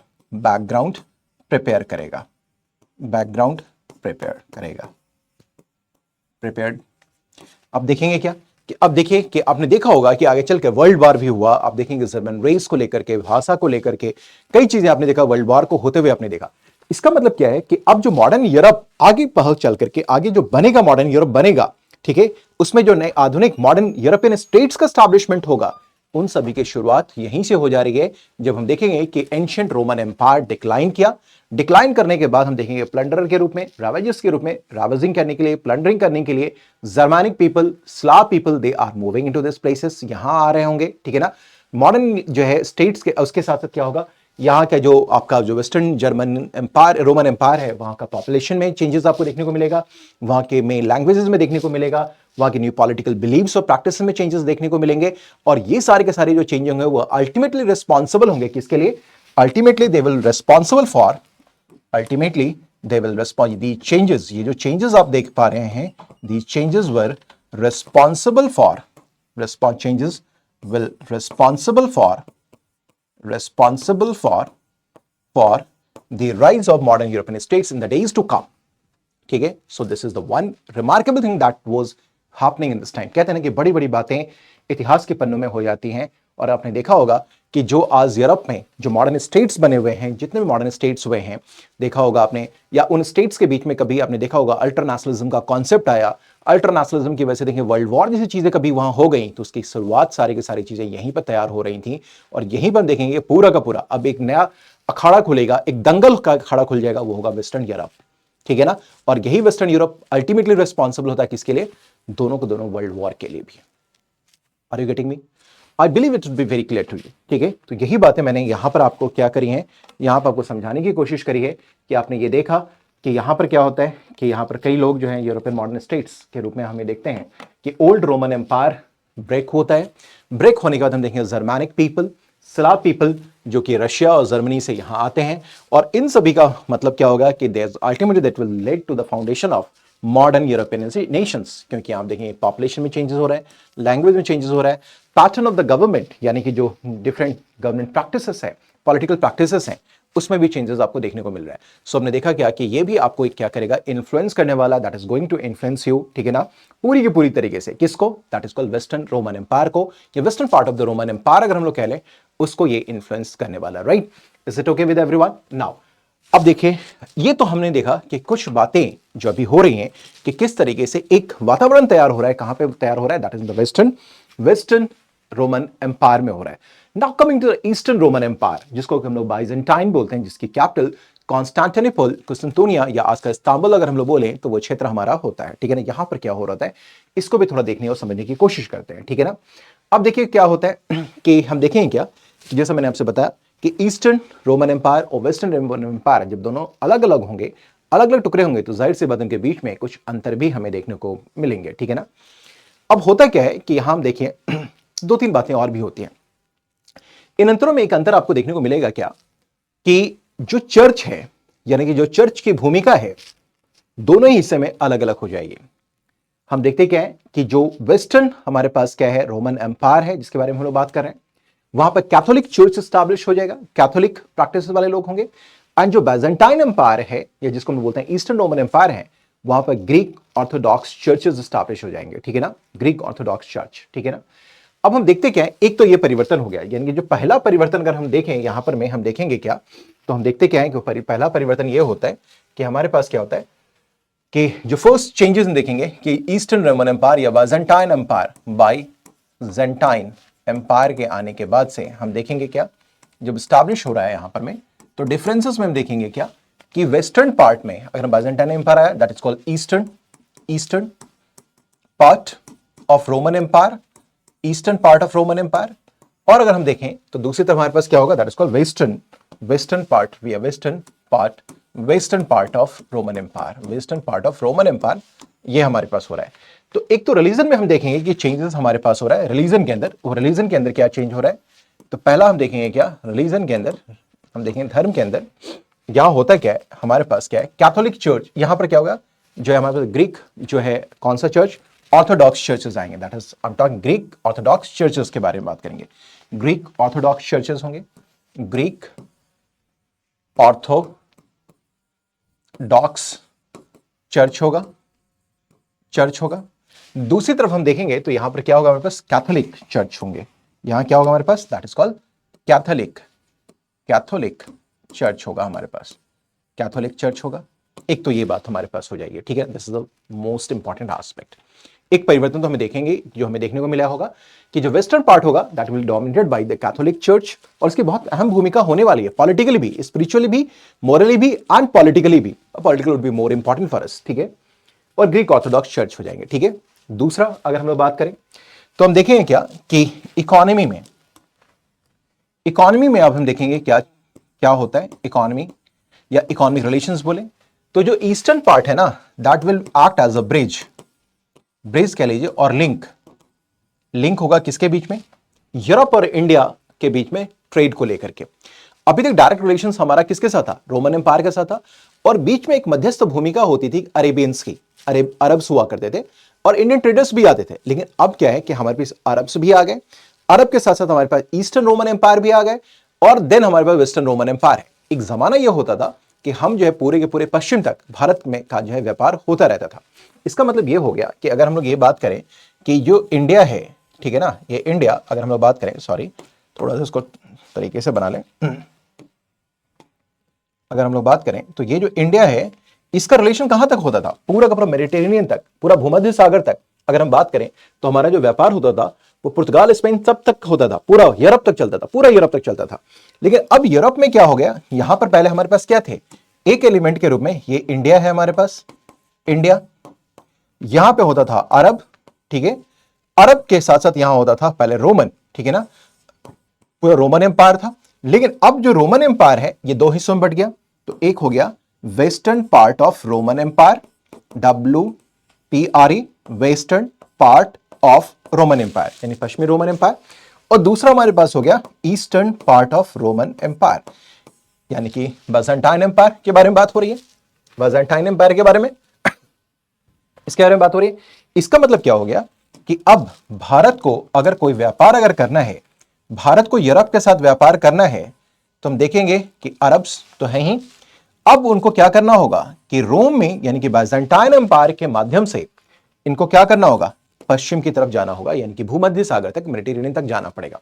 इसका मतलब क्या हो गया कि इसके बाद से ये जो ईस्टर्न रोमन एम्पायर है वो क्या करे, एक मध्यस्थ की भूमिका निभाएगा, एक इंटरमीडिएट की भूमिका निभाएगा, और ये जो व्यापार होगा भारत का वो अब क्या होगा, वेस्टर्न रोमन एम्पायर के ईस्टर्न रोमन एम्पायर के सहारे यानी कि बाइजेंटाइन एम्पायर के सहारे पश्चिम तक जाएगा। पश्चिम कहने का मतलब क्या, further Paschim, that is called western Roman part में जाएगा। तो एक बदलाव तो ये हमने देखा, ठीक है, ये हम देखेंगे, यहां पर में देखेंगे। दूसरी तरफ होता क्या है कि एक तो रिलीजन में एक इंपैक्ट देंगे, जो रिलीजन है किसका, जो ईस्टर्न पार्ट का that is dominated by Greek Orthodox churches, and जो वेस्टर्न पार्ट है वो कैथोलिक चर्चेस के द्वारा होगा। दूसरी तरफ क्या है कि इकोनॉमी जो है हम देखेंगे क्या कि जो ब्रिज है के रूप में काम करेगा कौन, बाइजेंटाइन एम्पायर, ठीक है। इसका मतलब जो डायरेक्ट कॉन्टैक्ट था यहां पर अगर हम लोग देखें और समझने की कोशिश करें, जो डायरेक्ट कॉन्टैक्ट था, डायरेक्ट कॉन्टैक्ट जो था, कॉन्टैक्ट विथ ईस्टर्न वर्ल्ड जिसमें इंडिया भी शामिल था, ईस्टर्न जिसमें इंडिया भी शामिल था, वो वेस्टर्न एम्पायर के लिए क्या हो गया, ये लॉस कर गया, इट वाज लॉस्ट नाउ, ठीक है ना, ये समाप्त हो गया। तो एक दूसरा इंपैक्ट हमें देखने को मिल रहा है, ठीक है ना, आर यू गेटिंग मी और not. So this is one aspect, religion में, इकोनॉमी में जो हमने देखा दो व्यापक चेंजेस होते चले जा रहे हैं, ठीक है। अब इसका मतलब ये हो गया कि एक तरफ तो हम देखेंगे कि पॉलिटी आपका डिक्लाइन किया, ठीक है, पॉलिटी डिक्लाइन किया, आपका ट्रेड डिक्लाइन किया हुआ है, ट्रेड एंड इकोनॉमी डिक्लाइन कर गया, रिलीजन की भूमिका बहुत महत्वपूर्ण हो जाएगी। और चूंकि यहां पर कोई सेंट्रल अथॉरिटी या कोई किंग या जो है जिसको बोलते हैं कि राजा जो है, जो मोनार्क है, वो बहुत पावरफुल पोजीशन में नहीं होगा, तो ये जो कैथोलिक चर्चेस होंगे ना, ये पॉलिटिकल भूमिका भी निभाने लगेंगे, पॉलिटिक्स में भी आ जाएंगे, और अल्टीमेटली यही कारण क्या बनेगा कि अब देखेंगे क्या, जब आगे हम बढ़ेंगे तो एक कॉन्फ्लिक्ट का कारण भी बनेगा। रेनेसां के पीरियड में, रिफॉर्मेशन में, जब वर्ल्ड हिस्ट्री में आप बात करेंगे तो ये सब उसको जन्म देगा। क्यों? क्योंकि जो कैथोलिक चर्च है, इसके पोप और जो चर्च है वो क्या होगा, पॉलिटिकली एक्टिव हो जाएगा, और पॉलिटिकल एक्टिविटी के कारण क्या होगा कि इसके अंदर करप्शन भी आएगा, और करप्शन होने की वजह से क्या होगा कि हम देखेंगे कि कॉन्फ्लिक्ट्स होने शुरू हो जाएंगे, जो अल्टीमेटली रेनेसां और रिफॉर्मेशन जैसी चीजों को भी जन्म देगा, जिसका इंपैक्ट केवल यूरोप में ही नहीं रहेगा बल्कि यूरोप के बाहर भी जाएगा, ठीक है, are you getting me. So political impact भी आपको यहां पर मैं लिख नहीं पा रहा हूं, तो आप देखा कि रिलीजन के एस्पेक्ट में, इकोनॉमी के एस्पेक्ट में, and then if you are coming in the political aspect, ठीक है, तो पॉलिटिक्स में देखेंगे church will play very important role in the western Roman empire, जहां पर Catholic church will very much important. इसके जो पोप होंगे, जो पादरी होंगे, वो क्या करेंगे, पॉलिटिकल डिसीजंस लेने शुरू हो जाएंगे, पॉलिटिक्स में उनका डायरेक्ट इंटरफेरेंस होना शुरू हो जाएगा। किसी भी sin के लिए देखेंगे वहां पर मोक्ष पत्रा वगैरह वो बटना शुरू हो जाता है, ठीक है। तो हम देखेंगे कि वेस्टर्न पार्ट में पॉलिटिकली भी हम देखेंगे क्या कि जो रिलीजन है उसका बहुत डोमिनेंट रोल वहां पर आना शुरू हो जाता है। Is it clear to everyone?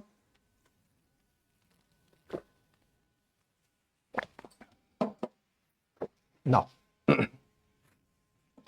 So now coming to this part. So हमने देखा क्या कि ईस्टर्न यूरोप में ये हमने देखा कि मेनी डिफरेंसेस वेस्टर्न यूरोप के साथ, ग्रीक प्लस ये दूसरा trade with Asia collapse after the Roman empire in the west, ये भी आप समझ पा रहे हैं। ये after the bridge Greek Roman empire Arab world के साथ कौन करेगा? ईस्टर्न रोमन एम्पायर करेगा। और यही जो है ना आगे हम चलेंगे क्या कि ईस्टर्न रोमन एम्पायर में हम देखेंगे, ईस्टर्न रोमन एम्पायर में ही अगर हम लोग बात करें तो ये दो चीजें और भी हम समझ लेते हैं यहीं पे ईस्टर्न रोमन एम्पायर में कि जो ईस्टर्न रोमन एम्पायर है इसका मतलब एक समय तो काफी फ्लरिश करेगा, ठीक है, फ्लरिश करेगा ईस्टर्न रोमन एम्पायर। इस बैकग्राउंड में हमने देखा, ठीक है, कि वेस्टर्न एम्पायर डिक्लाइन करेगा, ठीक है ना, जो इसका वैभव था, जो ग्लोरी थी वेस्टर्न एम्पायर का वो डिक्लाइन करेगा, वो खत्म होना शुरू हो जाएगा और ये ईस्टर्न पार्ट का वो फ्लरिश करना शुरू करेगा। तो ये जो फ्लरिश करेगा ना तो आगे चलकर क्या करेगा वेस्टर्न पार्ट में यानी कि वेस्टर्न यूरोप में ये क्या करेगा फिर से यहां पर मैं ये कल्चर का रिवाइवल करेगा, कल्चरल रिवाइवल करेगा, कल्चरल रिवाइवल। इसके लिए कौन रिस्पॉन्सिबल होगा? रिवाइवल करेगा यानी कि ईस्टर्न पार्ट, ठीक है ना, ईस्टर्न पार्ट, ठीक है। क्योंकि अब यहां पर क्या है, यहां हम देखेंगे क्या कि एक थ्राइविंग पॉलिटी दिखाई दे रहा है, इकोनॉमी दिखाई दे रहा है, काफी कुछ यहां पर सब कुछ हो रहा है। तो अब ये कल्चर को भी प्रमोट करेगा, ठीक है ना, आर्टिस्टिक एक्टिविटी होगी, जितनी भी लिटरेरी एक्टिविटी होंगी, इन सभी को प्रमोट करेगा और ये सब कहां होगा? वेस्टर्न पार्ट में होता हुआ नजर आएगा। तो हम देखेंगे चल करके आगे जो बैजेंटाइन एम्पायर है, ईस्टर्न रोमन एम्पायर है, वही क्या करेगा वेस्टर्न पार्ट में मैक्सिमम पार्ट को कवरेज करता चला जाएगा और वहां पर कल्चरल रिवाइवल करेगा, कल्चरल रिवाइवल होगा, ठीक है ना। और फाइनली हम देखते हैं क्या कि ये जो जो ईस्टर्न रोमन एम्पायर है, जो 15th जो बैजेंटाइन एम्पायर है यानी कि जो eastern part of Roman empire है, ये 15th सेंचुरी जाते जाते तक खुद भी डिक्लाइन कर जाएगा, ठीक है ना। इसके अंदर फिर कुछ क्राइसिस के लीशन आएंगे, उसके ऊपर बात करेंगे। 15th सेंचुरी में ये क्या कहेगा फर्दर खुद भी डिक्लाइन कर जाएगा। तो आपने ये समझा कि अभी हमने बात किया 6th सेंचुरी से लेकर के हम बात करें कहां तक 15th सेंचुरी तक का डेवलपमेंट हमने देखा जो वेस्टर्न वर्ल्ड में हो रहा था, खास करके रोमन एम्पायर के अधीन जो कुछ भी हो रहा था वो डेवलपमेंट हमने देखा और समझने की कोशिश करी कि किस तरीके से जो एंशिएंट रोमन एम्पायर था वो डिक्लाइन करता है, जो माइटी रोमन एम्पायर है वो डिक्लाइन करता है। वेस्टर्न और ईस्टर्न पार्ट में बात करता है, ईस्टर्न पार्ट को बाइजेंटाइन एम्पायर भी बोलते हैं। बाइजेंटाइन एम्पायर जो है वो क्या करेगा, वो जो है फ्लरिश करेगा, वो ग्रो करेगा, ठीक है, डायरेक्ट रिलेशंस एस्टैब्लिश हो जाएंगे किसके साथ? ईस्टर्न वर्ल्ड के साथ, ठीक है, जिसकी वजह से इंपैक्ट नकारात्मक किसके ऊपर पड़ेगा? वेस्टर्न वर्ल्ड के ऊपर पड़ेगा। दूसरा हम देखेंगे क्या कि रिलीजन में भी हम देखेंगे कि यहाँ पर ग्रीक ऑर्थोडॉक्स चर्च का जो है सो यहाँ पर प्रिवेलेंट रहेगा, यहाँ पर कैथोलिक चर्च होंगे और कैथोलिक चर्च इतने इंपॉर्टेंट हो जाएंगे कि आगे पॉलिटिक्स में भी इंटरफेयर करना शुरू करेंगे, ठीक है। ये सारी बातें हमने देखी यहाँ पर, बाद में आगे चलकर हम देखेंगे कि यही ईस्टर्न जो रोमन एम्पायर होगा वो यहाँ पर में वेस्टर्न पार्ट में ही आगे चल करके कल्चरल रिवाइवल भी करेगा और फाइनली बेचारा खुद ही ईस्टर्न रोमन एम्पायर अपने आंतरिक कुछ जो बोलते हैं जो गतिरोध होते हैं, जो इंटरनल कॉन्फ्लिक्ट्स होते हैं, उसकी वजह से क्या होगा, ये खुद भी डिक्लाइन करेगा। 15वीं शताब्दी में ये भी आपका डिक्लाइन हो जाएगा विद द फॉल ऑफ कुस्तुनतुनिया, जो आपने सुना होगा, जो फॉल ऑफ कॉन्स्टेंटिनोपल है उसके साथ ही आपका ईस्टर्न रोमन एम्पायर भी डिक्लाइन कर जाएगा। तो ये बातें थी हमारे पास, जो डेवलपमेंट है वो ईस्टर्न वर्ल्ड के साथ है हमारे पास, ठीक है ना। ये हमने देखा और समझने की कोशिश करी। तो ये आप देख पा रहे हैं एक जो है डिवीजन ऑफ रोमन एम्पायर हो रहा है, एक वेस्टर्न रोमन एम्पायर, जहां पर ये स्पेन सबका ये पार्ट है जो आपके पास वेस्टर्न रोमन एम्पायर में आ रहा है, ब्रिटेन का पार्ट भी आ रहा है। और ये जो ईस्टर्न जो रोमन एम्पायर है यहीं पर ये आपके पास कुस्तुनतुनिया है जो आज का इस्तांबुल है, जो यहाँ आपको है कॉन्स्टेंटिनोपल, ये हमारे पास ईस्टर्न रोमन एम्पायर था जिसका केस स्प्रेड हो रहा था। यहीं पर फिर आगे अरब्स होंगे और आगे चल करके ईस्टर्न पार्ट में इंडिया वगैरह हमें देखने को मिलेगा, ठीक है। अब देखते हैं जो ईस्टर्न रोमन एम्पायर है इसका जो स्प्रेड है अगर हम देखें तो आप ये देखेंगे कि नॉर्थ अफ्रीका में भी हो रहा है।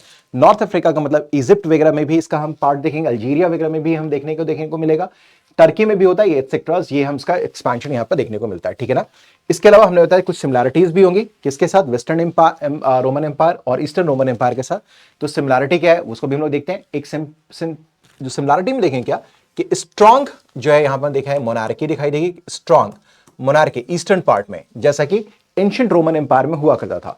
स्ट्रॉन्ग मोनार्की होगी, ठीक है, राजतंत्र होगा हमारे पास, ठीक है ना, और सेंट्रलाइज्ड एडमिनिस्ट्रेशन होगा, सेंट्रलाइज्ड एडमिनिस्ट्रेशन होगा। ये कहां होगा, तो ये सब का सब हमारे पास कहां होगा, ईस्टर्न रोमन एम्पायर में होगा, ईस्टर्न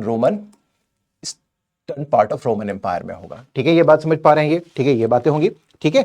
तो ये हमने देखा कि these are the points of differences, ठीक है, जो कि पहले हुआ करता था एंशिएंट रोमन एम्पायर में, जो कि ये डिफरेंट पॉइंट है किसके साथ, वेस्टर्न रोमन एम्पायर के साथ। यहाँ पे स्ट्रॉन्ग मोनार्की नहीं है, एक मजबूत राजतंत्र नहीं दिखाई देगा वेस्टर्न पार्ट में, और ना ही यहाँ पर सेंट्रलाइज एडमिनिस्ट्रेशन दिखाई देगा, बिकॉज यहाँ पर में क्या है, फर्दर डिक्लाइन होता चला जा रहा है और क्राइसिस का फेज है कहां पर, वेस्टर्न पार्ट में। ठीक है, राइट।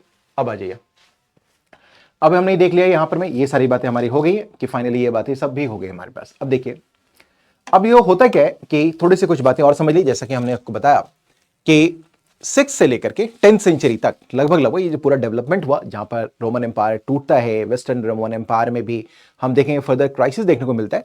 तो लगभग 6th सेंचुरी से लेकर 10th सेंचुरी तक का जो पीरियड है, कुछ हिस्टोरियंस ने कहा कि यूरोप के इतिहास में ये क्या है, हमारे पास ये जो है सो क्या है, डार्क एज है, डार्क एज है। लेकिन डार्क एज का मतलब ये नहीं कंप्लीटली यहां पर डार्क एज है, बल्कि यहां पर में क्या हुआ कि सेंट्रल अथॉरिटी दिखाई नहीं दे रहा है।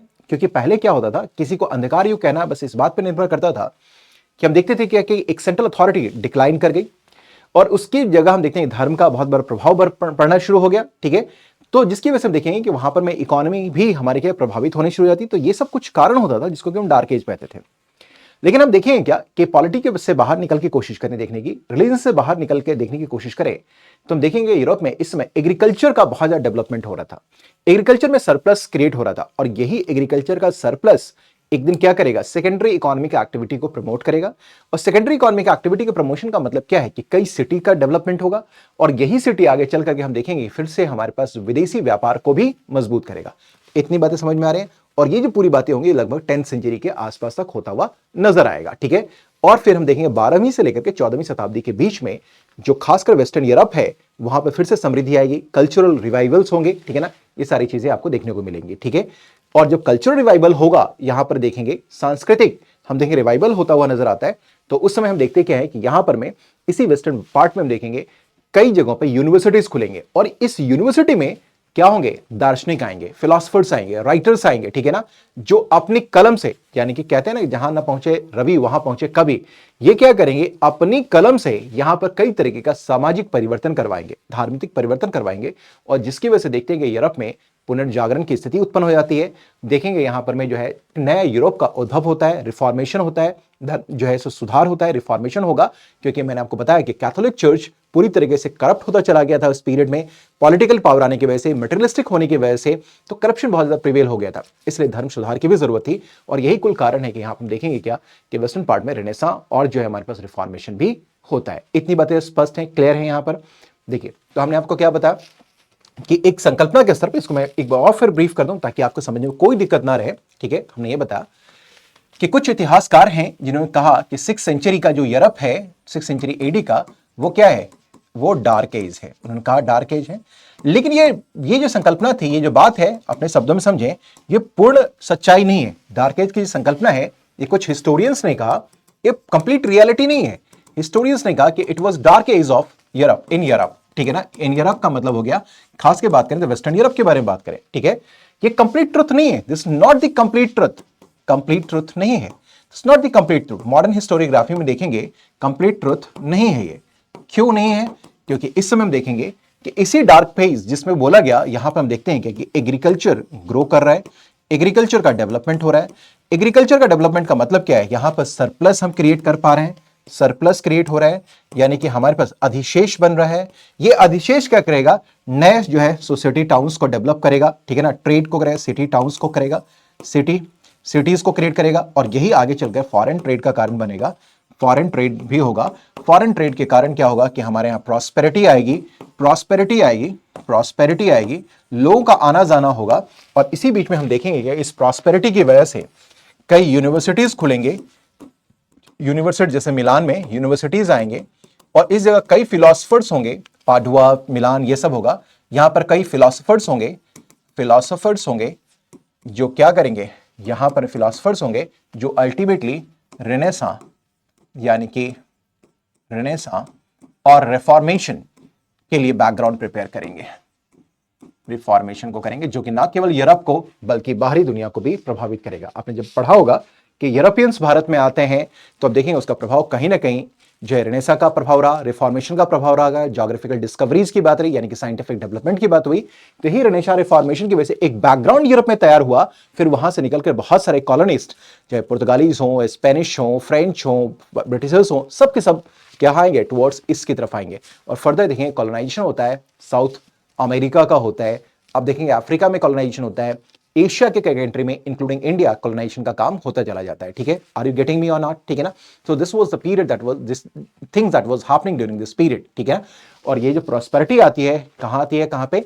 ये 12वीं से लेकर हम देखें 10th से लेकर 12th सेंचुरी के बीच में वेस्टर्न यूरोप में हमें देखने को मिलता है। ठीक है ना। सो 6th सेंचुरी एडी में हमने देखा डार्क एज, कुछ इतिहासकारों ने कहा, लेकिन ये बात पूरी तरीके से सत्य नहीं है, क्योंकि आधुनिक इतिहास में बोलते हैं ये संपूर्ण सच्चाई नहीं है, कंप्लीट ट्रुथ नहीं है, बल्कि हम देखते क्या है कि एग्रीकल्चर का डेवलपमेंट हो रहा था, एग्रीकल्चर में सरप्लस क्रिएट हो रहा था, इस सरप्लस की वजह से कई नई सिटीज बन रहे थे, इन सिटीज में फॉरेन ट्रेड हो रहा था, जिसकी वजह से प्रॉस्पेरिटी आ रही थी। प्रॉस्पेरिटी आई तो हमने जो है एजुकेशन के ऊपर, यूनिवर्सिटी के ऊपर में खर्च करना शुरू किया। ये यूनिवर्सिटी जो है वो क्या हो जाएंगे, इंटेलेक्ट मूवमेंट के आधार बन जाएंगे, कि यहाँ पर फिलोसफर्स होंगे, पोइट्स होंगे, जो अपने रचनाओं के माध्यम से रेनेसां और रिफॉर्मेशन जैसी चीजों को जन्म देंगे, जो अल्टीमेटली केवल यूरोप को ही नहीं बल्कि पूरी दुनिया को क्या करेगा, कि वर्ल्ड ऑर्डर को वो क्या करेगा, प्रभावित करेगा। इतनी बातें स्पष्ट है, क्लियर है, फंडामेंटल। तो इस संकल्पना को भी हमने देख लिया और समझ लिया। ठीक है, सो अब हम देखते हैं कि अब आपने देखा कि पूरा का पूरा अभी जो रोमन एम्पायर जो क्रिएट हुआ था, पूरा का पूरा रोमन एम्पायर, इसमें क्या चेंजेस हो रहे थे, क्या बदलाव हो रहे थे, इसकी चर्चा हमारे साथ हमारी हो गई आपके साथ। ठीक है, so factors influencing the European society after decline of Roman empire. अब हम देखते हैं कि इसमें अंदर क्या क्या परिवर्तन हो रहा था। ये तो हमने बताया कि इस तरीके का परिवर्तन हमें जो है वेस्टर्न या रोमन एम्पायर में और ईस्टर्न रोमन एम्पायर में होता हुआ नजर आया। अब थोड़ा और स्पेसिफिक होकर हम बात करें कि यहाँ का समाज किस तरीके का था, यहाँ का धर्म किस तरीके का था, और वो किस तरीके से रिस्पॉन्सिबल हो रहे हैं वर्ल्ड ऑर्डर को चेंज करने के लिए। तो हम देखें क्या कि इस समय वेस्टर्न वर्ल्ड के बारे में अगर हम लोग बात करें तो दो चीजें जो आपको ध्यान रखनी होंगी। पहला हम देखें क्या कि यहां पर में ग्रोथ ऑफ फ्यूडलिज्म हो रहा है, यानी कि फ्यूडलिज्म का मतलब सामंतवादी, जिसको यहां पर वासल सिस्टम, फिफ्थडॉम हम लोग बोलते हैं, वो सर्फडम एंड फिफ्थडॉम ये स्टैब्लिश होता है। ठीक है, ये देखते हैं। तो एक देखेंगे क्या कि यहां पर में ये जो परिवर्तन हुआ, परिवर्तन का माना कहां पे, ये माइटी रोमन एम्पायर का जो डिक्लाइन हुआ, ठीक है ना, इसका डिक्लाइन हुआ, तो जो western part of Roman empire है, हम देखेंगे क्या, यहां पर भी आपने पढ़ा, क्या पढ़ा, आपने देखा कि यहां पर कोई सेंट्रल अथॉरिटी नहीं है, कोई सेंट्रल अथॉरिटी नहीं है। अब सेंट्रल अथॉरिटी नहीं है तो इसका मतलब क्या है कि यहां पर मैं कुछ पावर किसी दूसरे के हाथों में आगा। तो इसमें जो पावर है सेंट्रल अथॉरिटी का डिक्लाइन होने के बाद से, यहां देखेंगे जो फ्यूडल लॉर्ड्स हैं, जिनको हम लोग बोलते हैं क्या है, वासल्स, ठीक है ना, वासल्स होंगे, जिसको कि भारत में सामंत बोला जाता है, ये होंगे, ठीक है ना। और ये वासल्स क्या होंगे, ये क्या होंगे, ये पावरफुल होते चले जाएंगे। और यहां पर देखेंगे एक तरीके से सामंती व्यवस्था देखने को मिलेगी ये वासल्स की वजह से, ठीक है ना। तो ये जो वासल्स होंगे यही जो है क्या करेंगे, फ्यूडलिज्म को जन्म देंगे, ठीक है ना। और ये जो फ्यूडलिज्म है इन यूरोप को जन्म देंगे। लेकिन ये जो फ्यूडलिज्म है वो भारत के फ्यूडलिज्म से थोड़ा सा अलग भी है, इसके बारे में भी चर्चा हमें करनी पड़ेगी। तो हमने देखा वासल्स आएंगे, वासल्स का मतलब ये कौन है, आज के यहाँ के सामंत जैसे कुछ सामंत, भारत के अंदर जो सामंत होते हैं बस ये वासल्स होते थे, ठीक है ना। सो फ्यूडलिज्म इन यूरोप ये का जन्म होगा। लेकिन जो फ्यूडलिज्म इन यूरोप है वो फ्यूडलिज्म इन इंडिया से थोड़ा अलग होगा, ये भी थोड़ी सी चर्चा होनी जरूरी है। तो हमें पूरा का पूरा जो फ्यूडल स्ट्रक्चर है कहाँ का, यूरोप का, वो देखना और समझना पड़ेगा। और थोड़ी सी चर्चा भारतीय सामंतवादी प्रवृत्ति के बारे में बात करनी पड़ेगी, ताकि हम उन अंतर के बिंदुओं को समझ पाएं कि एक्चुअली वेस्टर्न फ्यूडलिज्म क्या था, ईस्टर्न फ्यूडलिज्म यानी कि इंडियन फ्यूडलिज्म जो है वो किस तरीके से अलग था। दूसरा देखें यहाँ पर dominant role of Catholic church, हालांकि इसकी चर्चा हमने कर ही ली है कि इस समय देखें कैथोलिक चर्च जो है वो क्या होगा, किसी सेंट्रल अथॉरिटी के ना होने की वजह से, सेंट्रल अथॉरिटी के ना होने की वजह से चर्च पॉलिटिकल पावर भी अपने हाथों में लेना शुरू करेगा। स्पिरिचुअल तो गाइड करेगा ही करेगा, मोरालिटी को भी गाइड करेगा, प्लस ये पॉलिटिकल पावर भी अपने हाथों में लेना शुरू करेगा, यानी कि पॉलिटिकल इंटरवेंशन भी होगा, जो अल्टीमेटली कैथोलिक चर्च के करप्शन का कारण भी बनेगा, ठीक है। और यही करप्शन का कारण क्या होगा कि अब चर्च में रिफॉर्मेशन की जरूरत पड़ेगी और रिफॉर्मेशन भी होएगा, ठीक है। इतनी बातें समझ पा रहे हैं, ठीक है। So now coming to this, so हमने देखा कि अब जो देखते हैं कि जो हमने देखा कि जो फ्यूडलिज्म है इसका मतलब क्या है, what do you mean by this feudalism, ठीक है ना। तो यूरोप में इसके कुछ कैरेक्टरिस्टिक फीचर्स है, इसको देखते हैं कि क्या क्या फीचर्स है। दरअसल क्या है कि जो आपके पास जो फ्यूडलिज्म ग्रो किया है आई मीन कहां पे, जो वेस्टर्न वर्ल्ड में यानी कि यूरोप में, ठीक है ना। तो ये कौन होते हैं, ये जो फ्यूडल चीफ्स होते हैं, फ्यूडल चीफ्स यानी कि सामंत, ये क्या होते हैं, ये लैंडेड एरिस्टोक्रेट्स होते हैं, यानी कि इनके पास जमीन होती है। जमीन के साथ साथ आप देखिए, जरा ध्यान से सुनते चलिएगा कि इनके पास क्या होता है, मिलिट्री पावर्स भी होते हैं, इनके पास अपना जो है क्या होता है, स्टैंडिंग आर्मी भी होती है, ठीक है ना। कैवलरी भी इनके पास होता है, सो मिलिट्री एलिट्स भी होंगे।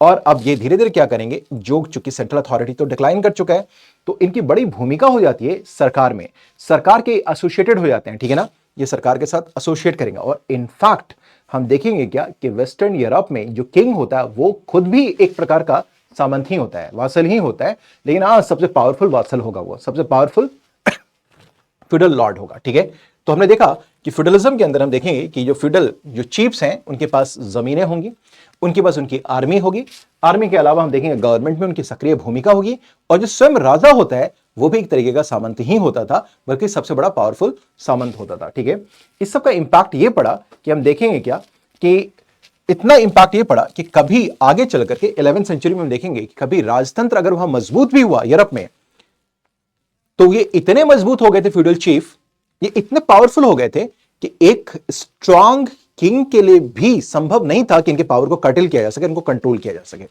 इसका मतलब पूरी तरीके से जो समाज है वो फ्यूडल स्ट्रक्चर में था, सामंती पूरी की पूरी व्यवस्था थी, पूरा फ्यूडल अरेंजमेंट वहां पे हो गया था। ये ग्रेजुअली इतने पावरफुल हो गए, इतने पावरफुल हो गए, कारण ये था कि इनके पास अपनी लैंड होती थी। ठीक है, लैंड के अलावा इनके पास अपनी मिलिट्री होती थी, पॉलिटिकली भी इनका इन्फ्लुएंशियल होते चले गए थे। किंग खुद भी जो होता था वो क्या होता, सामंत होता था। लेकिन कभी ऐसी स्थिति उत्पन्न हो गई, जो कि 11वीं सेंचुरी में होता भी है वहां पे, कि किंग पावरफुल हुआ, लेकिन पावरफुल होने के बावजूद भी इन सामंतों को वो कंट्रोल नहीं कर पाया। कर पाना बड़ा मुश्किल का काम था। ठीक है, यानी कि पूरा का पूरा ये जो फेज चल रहा था, दैट वाज जो है वो क्या है, pervaded by feudal structure, feudal tendencies पूरी तरीके से आपको देखने को मिलता है। ठीक है, इज इट क्लियर नाउ? अब इनको कंट्रोल करने के लिए क्या किया गया, तब एक उपाय लाया गया। अगर हम ये कहें कि भाई आपको कंट्रोल कैसे किया जाए, कि भाई अब किंग पावरफुल हो गया, सेंट्रल अथॉरिटी आई, सामंत बहुत पावरफुल है, लेकिन इनको डायरेक्टली कंट्रोल नहीं कर सकते। डायरेक्ट कंट्रोल का मतलब क्या है कि आपने तलवार उठाई, घोड़े पे बैठे, लड़ाई किया और जाकर उनको डिफीट किया, ये तो आप कर नहीं सकते थे, क्योंकि उनकी अपनी भी आर्मी थी, काफी समय से ट्रेनिंग भी उनके पास थी, पैसा भी उनके पास था, पावरफुल थे ये। ठीक है, उनका एक रेपुटेशन भी था नोबिलिटी के अंदर। तो आप इसको कैसे कंट्रोल करेंगे? तो एक तरीका इजाद हुआ। तरीका क्या इजाद था? इसमें यह कहा गया कि जो किंग है ना वो क्या करेगा, कहेगा कि आपको क्या करना है, एक शपथ ले रहा है, you have to take an oath. किसके लिए? लॉयल्टी के लिए। किसके प्रति? स्टेट और राजा के प्रति। ठीक है ना? तो आप क्या करेंगे, हमारे स्वाशल के रूप में, यानी कि जो सामंत है एक तरीके का वहां ऑफिशियल हो गया है वहां पे, जो क्या करेगा, राजा के सामने उसके प्रति लॉयल्टी की शपथ खाएगा, कस्में खाएगा। ठीक है ना? बदले में किंग क्या करेगा? बदले में किंग उसके पोजीशन को सबसर्वेंट करने की कोशिश करेगा, उसकी स्थिति को अधीनस्थ करने की कोशिश करेगा, और इसके लिए क्या करेगा, उसका जो लैंड, जो फ्यूडल चीफ होते थे, जो सामंत होते थे, उनको उनकी जमीन को रिकॉग्नाइज करता था। ठीक है कि आप यहां के फ्यूडल लॉर्ड होंगे। इस जमीन को हम लोग क्या बोलते थे? उनको बोलते थे फीप्स। ठीक है ना? ये बात समझ पा रहे हैं? यानी कि जमींदार हो गए। जमींदार क्या करेंगे, कस्में खाएंगे किंग के प्रति कि हम आपके प्रति लॉयल रहेंगे। बदले में राजा क्या करेगा, उनके उनके जमीन पर में उनको रिकॉग्नाइज करेगा, उनको एक्नॉलेज करेगा। उस जमीन को वहां बोलते थे फीफ। ठीक है, ये बात समझ पा रहे हैं? ठीक है, अब साथ ही साथ उनको ये अधिकार भी होता था, ये जो फ्यूडल चीफ होते थे, जो सामंत लोग होते थे, वो अपनी जमीन को भी क्या करते थे, सब इन्फ्यूडेट कर सकते थे, यानी कि किसी दूसरे को भी दे सकते थे, उनसे उसके ऊपर काम करवा सकते थे, अलग से एक लैंडेड एरिस्टोक्रेसी को क्रिएट कर सकते थे। ठीक है ना? और दूसरी बात यह भी है कि जो फ्यूडल लॉर्ड्स है ना, ये पूरे ये भी कोशिश करेंगे कि जो उनका most profitable tract of the land होगा, जो फीफ होगा, उसमें किसी को आने भी ना दें, अपनी स्वतंत्रता बनाए रखेंगे। यानी कि वो क्या करेंगे, अपने फीफ के साथ, अपने लैंड के साथ कुछ भी करें, अपॉइंटमेंट भी करें, किसी को वो अपना भी वासल नियुक्त कर दें, ये पावर तो रखेंगे। साथ ही साथ सेंट्रल अथॉरिटी के सामने वो भी पूरी तरीके से कोशिश करेंगे कि कोई दूसरा क्या करे, फीफ फ्यूडल लॉर्ड यानी कि सामंत, उनके फीफ को यानी उनकी जमीन को ना ले ले, ये भी पूरी कोशिश करेंगे। हालांकि ये कोशिश तो की जाती थी, कोशिश होती थी ये, लेकिन पूरी तरीके से अगर हम लोग बात करें तो इस समय का जो ये था एक कंप्लीट, अगर हम लोग बात करें तो ये क्लोज्ड एरिस्टोक्रेसी नहीं थी। इसका मतलब ये हो गया कि बाहर से लोग इसमें आते थे, क्योंकि कैसे भी सामंत भी कमजोर होंगे। ठीक है, तो इसका मतलब क्या है कि एक क्लोज्ड एरिस्टोक्रेसी नहीं थी कि केवल सामंत ही, ये जो फीफ हैं, मतलब जो होल्डर्स हैं, फीफ होल्डर्स यानी जो फ्यूडल चीफ हैं वही रहेंगे, बल्कि बाहर से भी लोग आना शुरू करेंगे। लेकिन उनकी कोशिश पूरी रहेगी कि किसी और को बाहर से आने ना दें, और अल्टीमेटली वो उनके कोर्ट में पॉलिटिक्स का कारण भी बनेगा।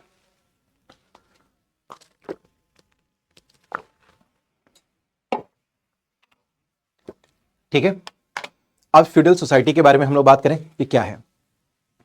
यहां पर दो सिस्टम हो गए फ्यूडल सोसाइटी के बारे में। ये देखिए क्या है, एक होगा सिस्टम ऑफ सर्फडम और ये होगा मैनर सिस्टम। ठीक है ना? तो इसको थोड़ा सा हम लोग समझ लेते हैं। ठीक है, सर्फडम सिस्टम क्या है और ये मैनर सिस्टम क्या है। ठीक है, सर्फडम सिस्टम अनमैनर सिस्टम क्या है, यानी कि जो कैरेक्टरिस्टिक है। तो हमने देखा कि कैरेक्टरिस्टिक के बारे में हम लोग बात कर रहे थे characteristic of feudalism in Europe. In Europe, ठीक है, इसको आप समझ लीजिए। एक तरफ हमारे पास क्या होगा, सर्फडम, ठीक है, सिस्टम, और दूसरे तो हमारे पास क्या होगा, that is called manner system, manner system, ठीक है। ये जो मैनर्स होते थे ना, ये बेसिकली कैसल होते थे, कैसल्स यानी कि किला काइंड ऑफ। और इसके जो होल्डर होते थे ना, होल्डर, इन सभी के जो मैनर के होल्डर होते थे, ये क्या होते थे, ये बिग लैंडलॉर्ड्स होते थे, बिग लैंडलॉर्ड्स होते थे, ठीक है। ये बात समझ पा रहे हैं ये? अब देखिए, एक तरफ तो ये हमने देखा मैनर सिस्टम का मतलब, जो अब ये बिग लैंडलॉर्ड्स होते हैं, इन्हीं की अपनी जमीन होती थी, लैंड होता था, लैंड जिसको कि हम लोग फीफ बोलते हैं, फीफ, ठीक है, ये फीफ बोलते थे, लैंड होता था। इस लैंड के ऊपर में ये बिग लैंडलॉर्ड्स क्या करवाएंगे, एग्रीकल्चर करवाएंगे। क्या करवाएंगे, एग्रीकल्चर करवाएंगे, ठीक है ना। ये क्या करेंगे, एग्रीकल्चर करेंगे भी और करवाएंगे भी, ठीक है ना। ये करेंगे भी और करवाएंगे भी, खुद भी करेंगे और करवाएंगे भी। तो जो करवाएंगे ये, तो इसके लिए इनको चाहिए होगा स्लेव्स, इसको बोलते हैं यहां पर सर्फ, ये बोलते हैं सर्फ, ठीक है ना। अब इस सर्फ के पोजीशन को हमें देखना होगा ताकि हम इंडिया में इसको इक्वेट कर पाए, ठीक है ना। ये बात समझ पा रहे हैं? तो थ्रू सर्फ वो क्या करें, एग्रीकल्चर करवाएंगे, एग्रीकल्चर होगा, ठीक है ना, यानी कि सर्फडम स्टैब्लिश हो गया हमारे पास, एग्रीकल्चर सर्फ हो गया हमारे पास, डन। सो इतनी बातें हो गई हमारे पास, ठीक है, serf. So big landlords, land, fief, agriculture, serf, इतनी बातें हो गई। अब इस सर्फ का क्या पोजीशन है, अब ये देखिए, सर्फ के पास इसकी व्यक्तिगत स्वतंत्रता भी समाप्त हो गई, खत्म कहानी, ठीक है। क्योंकि मैंने कहा कि बिग लैंडलॉर्ड्स भी क्या करेंगे, अपना एग्रीकल्चर करेंगे। तो पहली बात है कि जिस लैंड में ये काम करेंगे, यानी जिस फीफ में जिनको ये एक तरीके से क्या करेगा, काम पे लगाएगा, ठीक है ना, उसके बदले में काम तो करेगा ही करेगा, उसके लिए वो सारा का सारा ड्यू पे करेगा, जो भी ड्यूज होंगे कैश और काइंड में, कैश और काइंड में वो क्या करेगा, पे करना शुरू करेगा। किसको पे करेगा, पे टू लैंडलॉर्ड्स, ठीक है, ये पे करेगा। जब कभी उसको जरूरत पड़ेगी तो ये अपने खेतों में काम करने के अलावा इनके काम में हाथ बटाने भी जाएगा। इनफैक्ट इनकी लिबर्टी इतनी भी खत्म हो गई कि खुद से अगर किसी से मैरिज भी करना है, तो बिना परमिशन लैंडलॉर्ड से लिए हुए वो मैरिज कर भी नहीं सकता था। सो एक तरीके से हम देखेंगे इनकी जो कंडीशन थी बड़ी पैथेटिक थी। लेकिन यहां पर अगर हम बात करें, भारत में दासों की जो व्यवस्था थी वो इतनी कठोर नहीं थी, बेगार संभव था, लेकिन जो व्यक्तिगत स्वतंत्रताएं थी इतनी बाधित नहीं थी। दासों की स्थिति अच्छी थी, वो खेतों में केवल काम करते थे, लेकिन उनके साथ बुरा बर्ताव नहीं होता था। तो भारत में जो सामंती व्यवस्था थी उसके अंदर दासों की स्थिति बेहतर थी in comparison to western world, क्योंकि यहां पर उनकी जो स्वतंत्रताएं थी वो बिल्कुल छीन ली गई, उनकी स्वतंत्रता खत्म हो गई, ठीक है ना। वो कोई अपना पेशा नहीं बदल सकते थे, शादी विवाह नहीं कर सकते थे, प्रोफेशन भी चेंज नहीं कर सकते थे। अगर वो हैं तो वही काम करेंगे, प्रोफेशन भी वही रहेगा, इसी को कंटिन्यू करना है। मैरिज भी बिना परमिशन के लिए नहीं करेंगे, ड्यूज भी आपको पे करना है, जब भी उसको जरूरत पड़ेगी तो वो काम आपको करना पड़ेगा। So this was the situation. जो हम देखेंगे क्या कि यहां पर जो है पीजेंट है जो कि सर्फ होता था, वो लैंड पे काम करेगा, नॉट चेंज हिज प्रोफेशन, कोई माइग्रेट भी नहीं कर सकता था, उस जमीन को छोड़ के भी नहीं जा सकता था, उस इलाके को नहीं छोड़ के जा सकता था without the permission of landlord, ठीक है ना। इवन मैरी भी नहीं कर सकता था, मैरिज भी नहीं कर सकता था, ठीक है। दूसरी तरफ देखेंगे कि ये किसके साथ था, एसोसिएट मैनर के साथ। और मैनर क्या होते थे, मैंने कहा कि ये हाउस या कैसल होता था किसका, लॉर्ड का, सामंत का, ठीक है ना। और लार्ज ट्रैक्ट जो लैंड होता था, जैसा मैंने आपको बताया कि ये मैनर के अधीन, ये जो ओनर होते थे, लॉर्ड होते थे, उन्हीं की जमीनें होती थी, ठीक है ना। लैंड होता था जिसके ऊपर ये काम करते थे, ठीक है ना। और लैंड में वो डायरेक्टली क्या करते थे, उनको हेल्प करना पड़ता था, ठीक है ना। किसको, मतलब कि जो फीफ होंगे, जो दास होंगे, वो क्या करेंगे, वहां पर सामंती व्यवस्था, मतलब कि वो अपना खेती वेती भी करेंगे, ठीक है ना। और कभी जो जिसपे खुद पे वो जो लॉर्ड हैं वो जो काम करेंगे उसमें जाके हेल्प भी करवाने का काम करेंगे। इसका मतलब पूरी तरीके से उनकी जो पर्सनल लिबर्टी थी वो बाधित होती चली गई, ठीक है ना। अगर इंडियन सोसाइटी में अगर हम लोग देखते हैं तो देखते क्या है, यहां पर कोई सर्फडम नाम की चीज नहीं थी। यानी कि आप बंधुआ ने एक तरीके से नहीं थे कि आप भाई प्रोफेशन चेंज नहीं कर सकते, आप जो है अपने शादी विवाह अपनी इच्छा से नहीं कर सकते थे, ये सारी व्यवस्थाएं थी। तो यहां पर कोई सर्फडम नहीं था और कोई मैनर सिस्टम जैसा कोई चीज भी यहां पर इंडिया में एग्जिस्ट नहीं करता था। ये सब क्या है, ये फीचर है, स्पेसिफिक फीचर है किसके, किसका, तो ये यूरोप का है, ठीक है ना। ये हम देखेंगे। Other features of feudal system में क्या देखेंगे कि यहां पर हम देखते क्या है कि इनके पास अपनी आर्मी भी होती थी, जैसा मैंने आपको पहले भी बता रखा है, ठीक है ना। ये आर्मी भी होती थी, ये आर्मी को भी होल्ड करते थे, ठीक है ना। तो आर्मी तो हमारे यहां भी फ्यूडल लॉर्ड्स होल्ड किया करते थे। अब देखिए क्या हुआ, तो ये हमने देखा कि इस समय का जो फ्यूडल सोसाइटी है उसके साथ दो यूनिक बातें थी, वो था सर्फडम सिस्टम और दूसरा था मैनर सिस्टम, ठीक है। जो हमें देखने को मिलता है कहां पर में, फ्यूडल सोसाइटी में, कहां पे, वेस्टर्न जो यूरोप है या वेस्टर्न रोमन एम्पायर में देखने को मिलता है, या वेस्टर्न जो हमारे पास पार्ट ऑफ रोमन एम्पायर है वहां पे ये देखने को मिल रहा है कि सेंट्रल अथॉरिटी कमजोर हुई। कमजोर होने की वजह से जो वहां पर जो सामंत हैं, वासल्स हैं, वो काफी मजबूत होते चले गए। मजबूत होने की वजह से देखेंगे क्या है कि वो क्या अपने जमीनों के ऊपर में जो है मजदूरों को रखना शुरू करेंगे, पीजेंट्स को रखना शुरू करेंगे। इन पीजेंट्स को हम लोग बोलते हैं फीप्स, ये सॉरी जो है सो पीजेंट्स जो है ये इनके फीप पे काम करेंगे, लैंड पे काम करेंगे। और ये जो पीजेंट्स हैं इनकी पर्सनल लिबर्टी भी गायब है, जैसे ये खुद से शादी नहीं कर सकते, प्रोफेशन चेंज नहीं कर सकते, इलाके को छोड़ के नहीं जा सकते, अपने खेत पे भी काम करेंगे। खेत पे काम करने के अलावा ये क्या करेंगे कि जो आपका जो जमींदार है यानी कि जो सामंत है उसको वो ड्यूज भी पे करेंगे कैश में और काइंड में। प्लस जब कभी सामंत खुद खेती करेगा तो वो उनको असिस्ट करने भी अपने काम के अलावा वहां पे जाएंगे, इस सब टाइम का मैनेजमेंट भी करेंगे। This was the system. और मैनर सिस्टम का मतलब क्या, मैनर का मतलब कैसल हो गया। जो कैसल के होल्डर होंगे उनके पास ही वो लैंड ट्रैक होगा, ठीक है ना, लैंड का ट्रैक होगा, ठीक है, पूरा का पूरा लैंड ट्रैक्ट्स होंगे उनके पास अवेलेबल होंगे, ठीक है। इसके अलावा इनके पास हमने देखा क्या कि एक फीचर ये भी है कि उनके पास मिलिट्री पावर भी हुआ करती थी, उनकी अपनी सेनाएं भी हुआ करती थी। और इसको प्रमोशन इसलिए भी मिला था क्योंकि हम देखेंगे क्या कि उसमें किंग इस कंडीशन में नहीं था कि अपनी आर्मी मेंटेन कर पाए, तो ये एक तरीके से अपनी मिलिट्री पावर को डिसेंट्रलाइज भी करेगा। अब देखते क्या है कि इसी बीच में कुछ बदलाव और भी होते हैं जिसकी वजह से जो फ्यूडलिज्म है वो यूरोप में और भी ज्यादा मजबूत हो जाता है। वो होता क्या है उसको भी थोड़ा देखिए और समझने की कोशिश करते हैं। दरअसल क्या होता है कि अरब जो फैक्टर है उसकी वजह से हम देखेंगे क्या कि जो है वो क्या होगा, जो है फ्यूडलिज्म वो मजबूत होता चला जाएगा। ये क्या है अरबियन फैक्टर, इसको मैं आपको एक्सप्लेन कर देता हूं। देखिए क्या है, अब होता क्या है कि हमने देखा कि इधर तो हमारे पास है रोमन एम्पायर, ठीक है। अब इधर है अरब्स। दोनों के वॉरफेयर टेक्निक में फर्क है, वॉरफेयर टेक्निक में फर्क है, टेक्निक में फर्क क्या है इसको समझिए। पहले तो देखें कि मैंने ये कहा कि सामंतवादी प्रवृत्ति को ये मजबूत करेगा, ठीक है ना। जो अरब्स होंगे, अरब जो फैक्टर है वो यूरोप में सामंती प्रवृत्ति को मजबूत करेगा। कैसे करेगा, तो आपने देखा पहली बात ये कि कोई सेंट्रल अथॉरिटी तो साहब हमारे पास है नहीं, कोई केंद्रीय प्राधिकरण सत्ता तो है नहीं हमारे पास, इसलिए इन्होंने मिलिट्री को डिसेंट्रलाइज किया भी, मिलिट्री को डिसेंट्रलाइज्ड किया, डिसेंट्रलाइज करने का मतलब क्या है कि जो वासल्स हैं, वासल्स क्या करेंगे, मिलिट्री डिसेंट्रलाइज का मतलब जो वासल्स हैं यानी कि जो जमींदार हम लोग समझते हैं वासल्स, वो अपनी मिलिट्री रखनी शुरू करेंगे, ठीक है, मिलिट्री रखना शुरू करेंगे, ठीक है, उनकी अपनी मिलिट्री होगी, मिलिट्री ट्रूप्स होगा उनके पास, ठीक है। अब देखिए क्या है, मैंने कहा कि अरब की वजह से वॉरफेयर टेक्निक और उसकी वजह से सामंतवादी प्रवृत्ति और मजबूत होगी। दरअसल यहां का जो मिलिट्री होता था यूरोप का, उनके पास क्या होते थे, इसके पास शॉर्ट शोर्ड्स होते थे, शोर्ड्स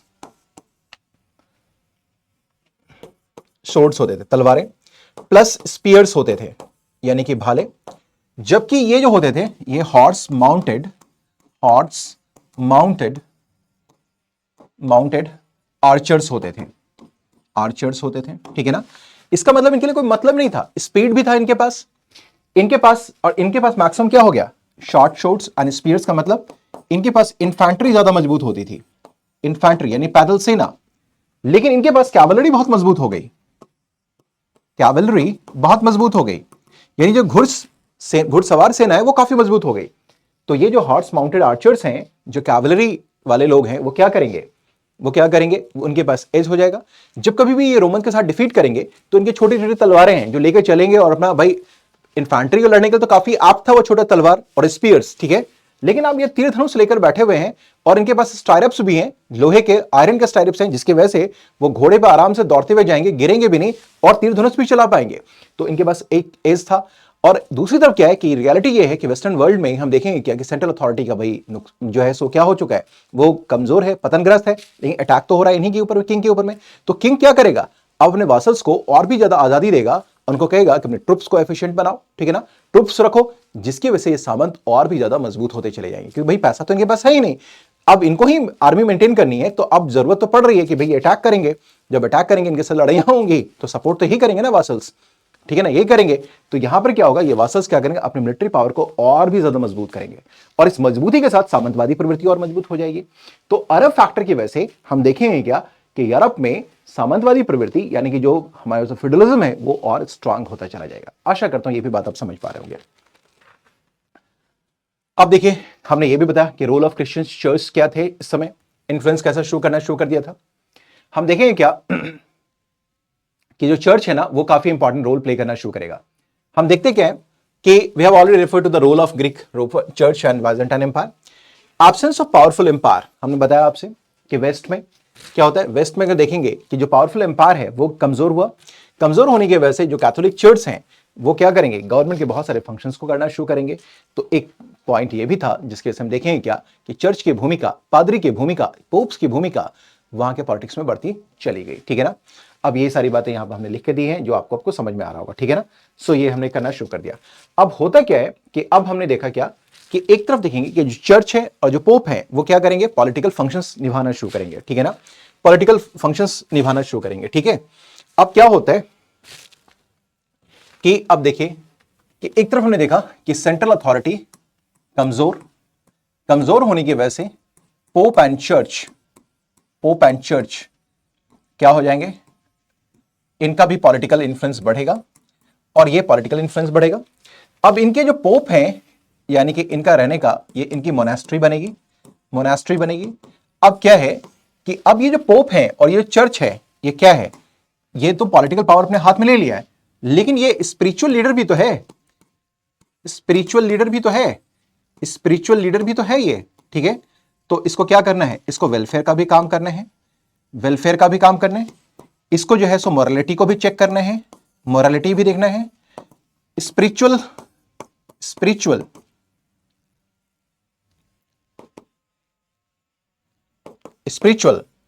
वेल बीइंग को भी प्रमोट करना है। ठीक है ना, इसकी वजह से क्या होगा कि वेलफेयर करना है, मोरालिटी देखना है, चेक करना है, स्पिरिचुअल बीइंग को देखना है। इसकी से जो इनकी मोनास्ट्री है, मठ, वो कई डेवलप होने शुरू हो जाएंगे। सो मोनास्ट्री डेवलपमेंट होगा। जहां देखते हैं कि मोनास्ट्री का डेवलपमेंट इसलिए होगा कि चैरिटी यहां होगी, यहां पर रिलीजन है, प्लस इनके पास पॉलिटिकल पावर भी है। और ऐसे मोनास्ट्री एक नहीं होंगे, कई और मोनास्ट्री होंगे, तो कई मोनास्ट्रीज होंगी, कई मोनास्ट्री का डेवलपमेंट हो जाएगा। ठीक है, और इन मोनास्ट्रीज को क्या करेंगे, जो फ्यूडल लॉर्ड्स हैं, फ्यूडल लॉर्ड्स क्या देंगे, इनको ये लोग लैंड ग्रांट करेंगे। इसका मतलब ये और पावरफुल होते चले जाएंगे, लैंड ग्रांट होगा। जो मर्चेंट्स हैं इनको चैरिटी देंगे, मर्चेंट्स इनको क्या करेंगे, चैरिटी देंगे, तो इनके पास पैसे भी आ जाएंगे, पैसा भी बहुत ज्यादा आ जाएगा। इसका मतलब जो कंडीशन है पोप का और चर्च का वो मजबूत होता चला जाएगा, जो इनकी मोनास्ट्रीज है वो मजबूत होती चली जाएंगी। और ये सब आपस में क्या करेंगे, जब इतनी मजबूती के साथ ये लोग बढ़ेंगे और इस बैकअप के साथ होंगे तो इनके बीच में भी कॉन्फ्लिक्ट होना शुरू हो जाएगा। ये बात समझ पा रहे हैं? सो अब हम देखेंगे कि एक जो फीचर हमारे पास है वो क्या है, इनके बीच में कॉन्फ्लिक्ट होना शुरू हो जाएगा। So that will lead to the conflict. ठीक है, ये बात समझ पा रहे हैं? सो इनके बीच में भी क्या होगा, ये कॉन्फ्लिक्ट होना शुरू हो जाएगा। सो ये बात समझ पा रहे हैं, मेनी मोनास्टिक ऑर्डर्स। ठीक है, इनके बीच में भी क्या होगा, सो देखिए several centres of education and learning serve the needy poor, ये सब मोनास्ट्रिक हेल्प दिस वन। ठीक है, कल्चरल लाइफ ऑफ यूरोप को ये इन्फ्लुएंस करेगा, कल्चरल लाइफ। ठीक है, और इनके बीच में भी क्या होगा, कॉन्फ्लिक्ट आना शुरू हो जाएगा। became exceedingly wealthy, began to behave like a feudal lords. This led to the internal discord, conflict. ये बातें हमने बात कर ली, रिफ्लेक्टेड। और यही जो कॉन्फ्लिक्ट होगा वो अल्टीमेटली रेनेसां और रिफॉर्म मूवमेंट में या रिफॉर्मेशन में आपको देखने को मिलेगा, जो पूरे के पूरे यूरोप को ही नहीं बल्कि पूरे वर्ल्ड को इन्फ्लुएंस करेगा। इसका मतलब ये दो बातें यहाँ पर स्पष्ट हो गई कि हमने देखा कि अरब फैक्टर की वजह से फ्यूडलिज्म मजबूत हुआ। दूसरी तरफ हम देखेंगे कि रिलीजन के एस्पेक्ट में जो चर्च है और जो पोप है वो बहुत महत्वपूर्ण हो गए। साथ ही साथ राजनीतिक मुद्दे में भी, राजनीतिक अफेयर में भी, पॉलिटिकल अफेयर में भी उनकी भूमिका बढ़ती चली गई। ठीक है ना, उसके कारण थे इनको फ्यूडल लॉर्ड से, वासल से, या हम लोग बात करें जो मर्चेंट्स और ट्रेडर्स है उनसे लैंड और मनी इनको मिलने लगा, इनकी प्रॉस्पेरिटी बढ़ी, आपस में कॉन्फ्लिक्ट भी होगा, जिसकी वजह से देखेंगे कि चर्च के अंदर बहुत बुराइयां आ गई थी, उसमें सुधार की जरूरत पड़ेगी। रेनेसां और रिफॉर्मेशन उसका एक समाधान आपको दिखाई देगा। दूसरी तरफ हम देखते ये हैं कि हमारे पास होता क्या है कि जो मोनास्टिक लाइफ था वो चैरिटी का भी काम कर रहा था, तो जो लोग हैं उनके पर्सनल लाइफ में रिलीजन की बहुत बड़ी भूमिका हो जाएगी, क्योंकि चर्च बहुत ज्यादा इंपॉर्टेंट हो गया। तो आप देखेंगे कि जो चर्च है और जो पोप है वो इंडिविजुअल यानी कि पर्सनल लाइफ में बहुत ज्यादा इंटरफेयर भी करना शुरू करेगा। पॉलिटिक्स में तो रहेगा ही रहेगा और ये उनके पर्सनल लाइफ में भी इन्फ्लुएंस करना शुरू करेगा। इसका मतलब क्या है कि चर्च की बढ़ता कद क्या करेगा, समाज में भी परिवर्तन का कारण बनेगा। राजनीतिक परिवर्तन तो करेगा ही करेगा, सामाजिक परिवर्तन भी करेगा। इस बात को समझ पा रहे हैं? क्लियर है फंडामेंटल? तो ये बातें हम लोगों ने यहां पे कर ली, ठीक है। अब आ जाइए, तो एक पक्ष हमने देखा कि जो अभी हमने आपसे बात किया था कि रोम में क्या हो रहा है, ठीक है ना। रोम क्या था, हम लोग देखते हैं कि अरब में क्या हो रहा है। अरब का भी हमने देख लिया, अब अरब को हम लोग देख लेते हैं। देखिए क्या होता है अरब में, देखने की समझने की कोशिश करते हैं। इस बात को समझिए, अरेबियन पेनिनसुला में अगर हम लोग बात करें, this is your Arabian peninsula, ये अगर हम बात करें this is called Arabian peninsula, ठीक है ना। ये अरेबियन पेनिनसुला है, यहां पे इस्लाम का राइज हुआ। इस्लाम के राइज के बाद हम देखेंगे कि जो अरब से यहां पर में जो पहले पॉलिथीज्म में यानी कि बहुदेववाद में विश्वास रखते थे, उनका इस्लामीकरण हो गया, ठीक है। अब यहां पर जैसे प्रॉफिट मोहम्मद साहब गए तो हम देखते क्या है कि जो इस्लाम की जो जिम्मेदारी है, जो बागडोर है, वो किसके हाथों में आ गए, तो that was in the hands of caliphates, खलीफाओं के हाथ में आ गए, ठीक है। कई कैलिफेट्स हाउसेस आएंगे, कम से कम 4 इंपॉर्टेंट नाम तो हैं ही, इनके बारे में हम लोग को बात करना होगा। इनमें से एक आता है हमारे पास अब्बासिद कैलिफेट्स, ठीक है ना। ये अब्बासिद का ही पूरा का पूरा एक्सटेंड दिख रहा है। अब्बासिद के बाद सबसे ज्यादा सैंक्शन इसलिए आ गया कि अब्बासिद ने यह क्लेम किया कि जो प्रॉफिट मोहम्मद साहब थे वो उनके ही ट्राइब से थे, ठीक है, उनके ही क्लैन से थे, उनके ही ट्राइब से थे। तो उसका जो अप्रोच था वो ज्यादा धार्मिक हो गया, उसकी सैंक्टिटी ज्यादा हो गई, उसको ज्यादा रिकॉग्निशन मिला, ठीक है। सो हम देखते क्या है, यहां पर एक बात तो ये आ गई, ठीक है। सो हमने देखा तो एक बात होती है क्या कि ये अब्बासिद खलीफा होगा, जो कि ये पूरा का पूरा यहां पर में, अच्छा कैलिफ जो होता है, जो खलीफा होता है वो क्या होता है, कैलिफ। वो हम लोग अगर बात करें तो कैलिफ कौन होता है, जो कैलिफ है हमारे पास, कैलिफ वो इस्लाम का कैलिफ, जो कैलिफ है वो क्या होता है, वो इस्लामिक वर्ल्ड में, इस्लाम में स्पिरिचुअल हेड के साथ साथ यानी कि रिलीजियस हेड के साथ साथ पॉलिटिकल हेड भी होता है। पॉलिटिकल हेड भी होगा, पॉलिटिकल हेड भी होगा। और पॉलिटिकल हेड का मतलब क्या है कि केवल के Islam as a religion propagate नहीं होगा, बल्कि क्या हो गया, पॉलिटिकल जो है एरिना में भी पॉलिटिकल एक्सपेंशन भी होता चला जाएगा, ठीक है। अब जब पॉलिटिकल एक्सपेंशन होगा तो अरब क्या करेगा, आपस में यूनाइट होंगे on the name of religion. Arab इससे क्या होगा कि जब इनका इस्लाम का राइज हुआ, इस्लाम के राइज की वजह से इनका जो इस्लामीकरण हुआ, तो इस्लामीकरण की वजह से अरबों के बीच में एकजुटता आएगी, यूनिटी आएगी और एक अरब एम्पायर का निर्माण होगा। और इस अरब एम्पायर को आगे चल करके एक कैलिफेट हाउस बहुत ज्यादा लीड करेगा, जिसका नाम है कौन, Abbasid caliph, Abbasids, Abbasid caliphate, Abbasid caliphate. और ये जो आपको पूरा दिख रहा है ये अब्बासिद कैलिफेट का ही एक्सपेंशन है, क्योंकि कैलिफ्स क्या है, वो रिलीजियस हेड भी है, पॉलिटिकल हेड भी है। तो अब ये जो अब्बासिद कैलिफेट्स हैं वो क्या करेंगे, अपना एक्सपेंशन करना शुरू करेंगे। अब यही एक चीज और समझ के रखिएगा कि यही टाइम पीरियड है जिस समय ये जो आपको दिख रहा है, इस समय कैलिफेट्स नहीं एक्सपैंड कर पा रहा है, इस्लाम नहीं जा पा रहा है, कि इधर कौन है, ये ब्रेक अवे पार्ट्स हैं किसके, रोमन एम्पायर के, ठीक है ना। So this is called Roman empire, ये रोमन एम्पायर है, ठीक है ना। और जिस तरीके से ये जब एक्सपेंशन होगा, जब इनका एक्सपेंशन होना शुरू होगा, तो इस्लाम वर्सेस क्रिश्चियनिटी भी आएगा, जो आप देखते हैं वेस्टर्न वर्ल्ड में उनके बीच में क्रूसेड का कारण बना, धर्मयुद्ध का कारण भी बनता है, ठीक है ना। आगे चल करके हम लोग को देखना भी पड़ता है। तो ये देखेंगे पूरा का पूरा रोमन एम्पायर है, जो मैंने बताया था कि बाइजेंटाइन एम्पायर एंड वेस्टर्न जो है रोमन एम्पायर, ठीक है। सो इतनी बातें हो गई हमारे साथ। सो नाउ अभी देखिए, so rise of Islam, foundation of Arab empire and role of Abbasid caliphate, ये हमें बात करना था। राइज ऑफ इस्लाम की वजह से होता है क्या है कि जितने भी अरब ट्राइब्स हैं उनके बीच में यूनिटी क्रिएट की गई, ठीक है ना। अब जो है ये जो अरब एम्पायर जो क्रिएट हुआ है, ये आप अगर आप इस मैप में देख रहे होंगे तो आपको दिख रहा होगा ये अफ्रीका है, तो नॉर्दर्न अफ्रीका में भी है, पूरा अरेबियन पेनिनसुला में, और यूरोप में भी देखेंगे तो स्पेन तक जो है इसका एक्सपेंशन हो रखा है, ठीक है ना। ये स्पेन तक इनका एक्सपेंशन हो गया, ठीक है। ये Arabia, Syria, Iraq, Iran, Egypt, north Africa and Spain तक भी इस्लाम का राइज होता चला गया। अब ये देखिए अब्बासिद कैलिफेट्स हैं, ठीक है ना। अब्बासिद कैलिफेट्स के बारे में अगर हम लोग वो इस्लाम हो गया, और ये अब्बासिद कैलिफेट्स का ये येलो वाला जो रीजन है, ये पॉलिटिकल पावर का एक्सपेंशन करेंगे तो इन रीजन में इनका एक्सपेंशन होता चला जाता है, ठीक है। अब हम देखें क्या कि अब हुआ क्या कि अब्बासिद कैलिफ, क्योंकि अब खलीफाओं के भी कई ग्रुप आ गए आपस में, अरेबियंस भी जब अरेबियन एम्पायर बना तो आपस में उनके बीच में भी कॉन्फ्लिक्ट होता रहेगा। अब्बासिड्स का राइज हुआ, अब्बासिद्स का जो उनका कैपिटल बनेगा वो इराक में बगदाद बनेगा, ठीक है ना। तो बगदाद के खलीफा हो जाएंगे, ठीक है ना। सो ये 8th सेंचुरी के मिड में आकर के हम देखेंगे क्या, 8th सेंचुरी के मिड में हम देखते हैं कि अब्बासिद जो है केम इनटू द पावर, जिनकी कैपिटल क्या है वो हमारे पास क्या है, बगदाद। अब ये जो अब्बासिद कैलिफा है इनका लगभग जो टाइम पीरियड है लगभग 150 साल तक चलेगा, 150 ईयर्स तक चलेगा। और इस 150 ईयर्स में हम देखेंगे क्या कि कई महत्वपूर्ण परिवर्तन आपको देखने को मिलेंगे, कई इंपॉर्टेंट डेवलपमेंट्स होगा। 150 ईयर्स तक ये लोग क्या करेंगे, रूल करेंगे, ठीक है ना। और ये जो है इनके बीच में कई मेजर डेवलपमेंट्स होता चला जाएगा, ठीक है ना। अब देखते हैं कि जितने भी ये जो अब्बासिद कैलिफ हैं इसके बीच में अगर हम लोग बात करें तो कई इंपॉर्टेंट डेवलपमेंट हुआ। तो इसका मतलब क्या है कि कई इनफैक्ट वी कैन से कि कुछ हमारे पास क्या होने चाहिए कि कुछ इनलाइटेंड कैलिफ्स भी हमारे पास होने चाहिए, ठीक है ना। और इसमें हम देखें दो नाम बहुत महत्वपूर्ण होता है जिसके समय कल्चरल डेवलपमेंट बहुत ज्यादा होगा अरब्स के बीच में। एक का नाम है अल मामून और दूसरा है हारून उल राशिद। ये दो नाम आप याद रखिए, हारून उल अल राशिद और अल मामून। ये जो है अब्बासिद कैलिफेट्स हैं, अब्बासिद कैलिफेट्स, ठीक है ना। तो अब्बासिद कैलिफेट्स में ये दो कैलिफ जो है हमारे पास अल मामून और हारून अल राशिद, अल राशिद ये क्या है, ये सबसे इंपॉर्टेंट रहेंगे, ठीक है ना।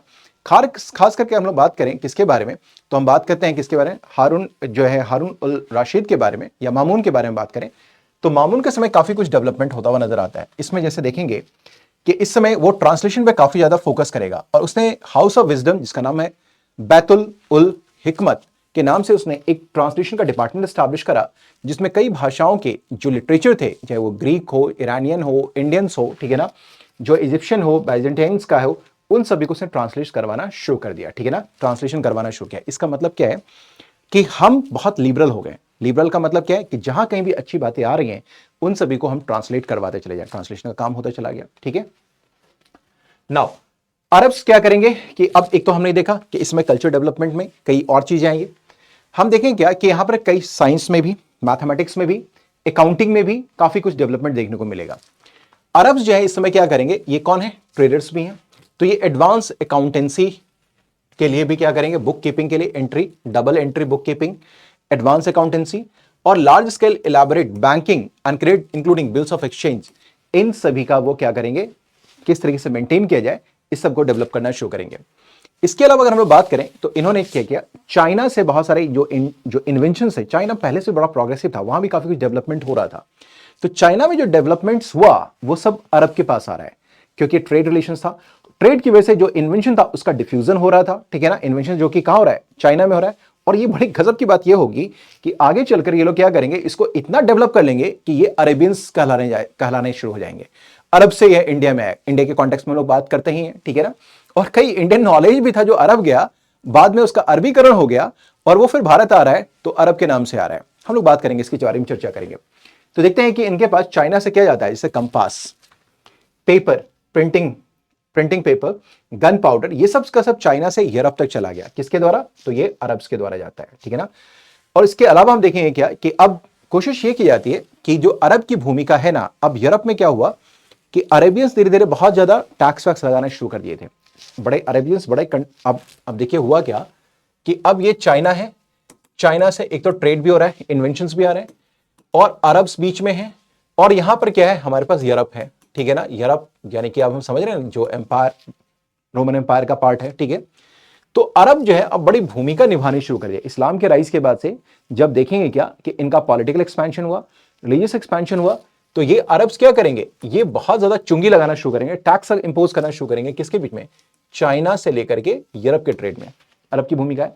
तो अब यूरोप क्या चाहेगा, अरब की ये चाहत होगी कि अब डायरेक्टली क्या है, बाईपास करे अरब को और चाइना से उनका रिलेशन हो। ये चाइना के जो नॉलेज है वो डायरेक्टली इनके पास है।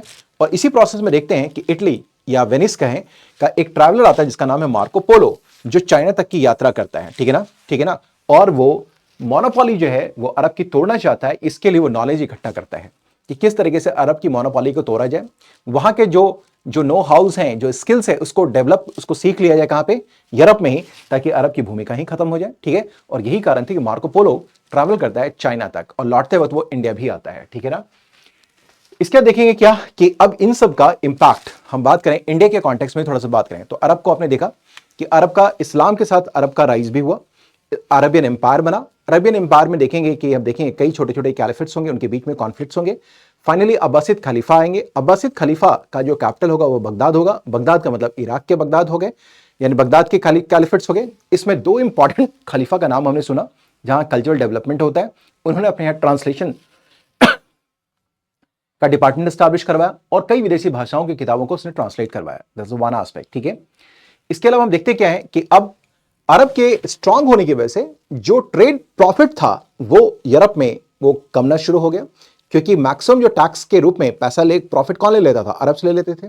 तो अब यूरोप डायरेक्टली अपना जो है रिलेशन स्टैब्लिश करने की कोशिश कर रहा है चाइना के साथ। साथ ही साथ जो चाइना का स्किल है उसको सीखना चाहता है। इसके लिए हम देखेंगे इटली का यात्री या वेनिस का यात्री जिसका नाम है मार्को पोलो, वो इंडिया ये चाइना तक भी आता है, ठीक है। एक तो ये डेवलपमेंट हमने देख लिया। तो ये हमने देखा कि आउटसाइड इंडिया का इंपैक्ट पड़ा अरब के राइज होने के बाद से।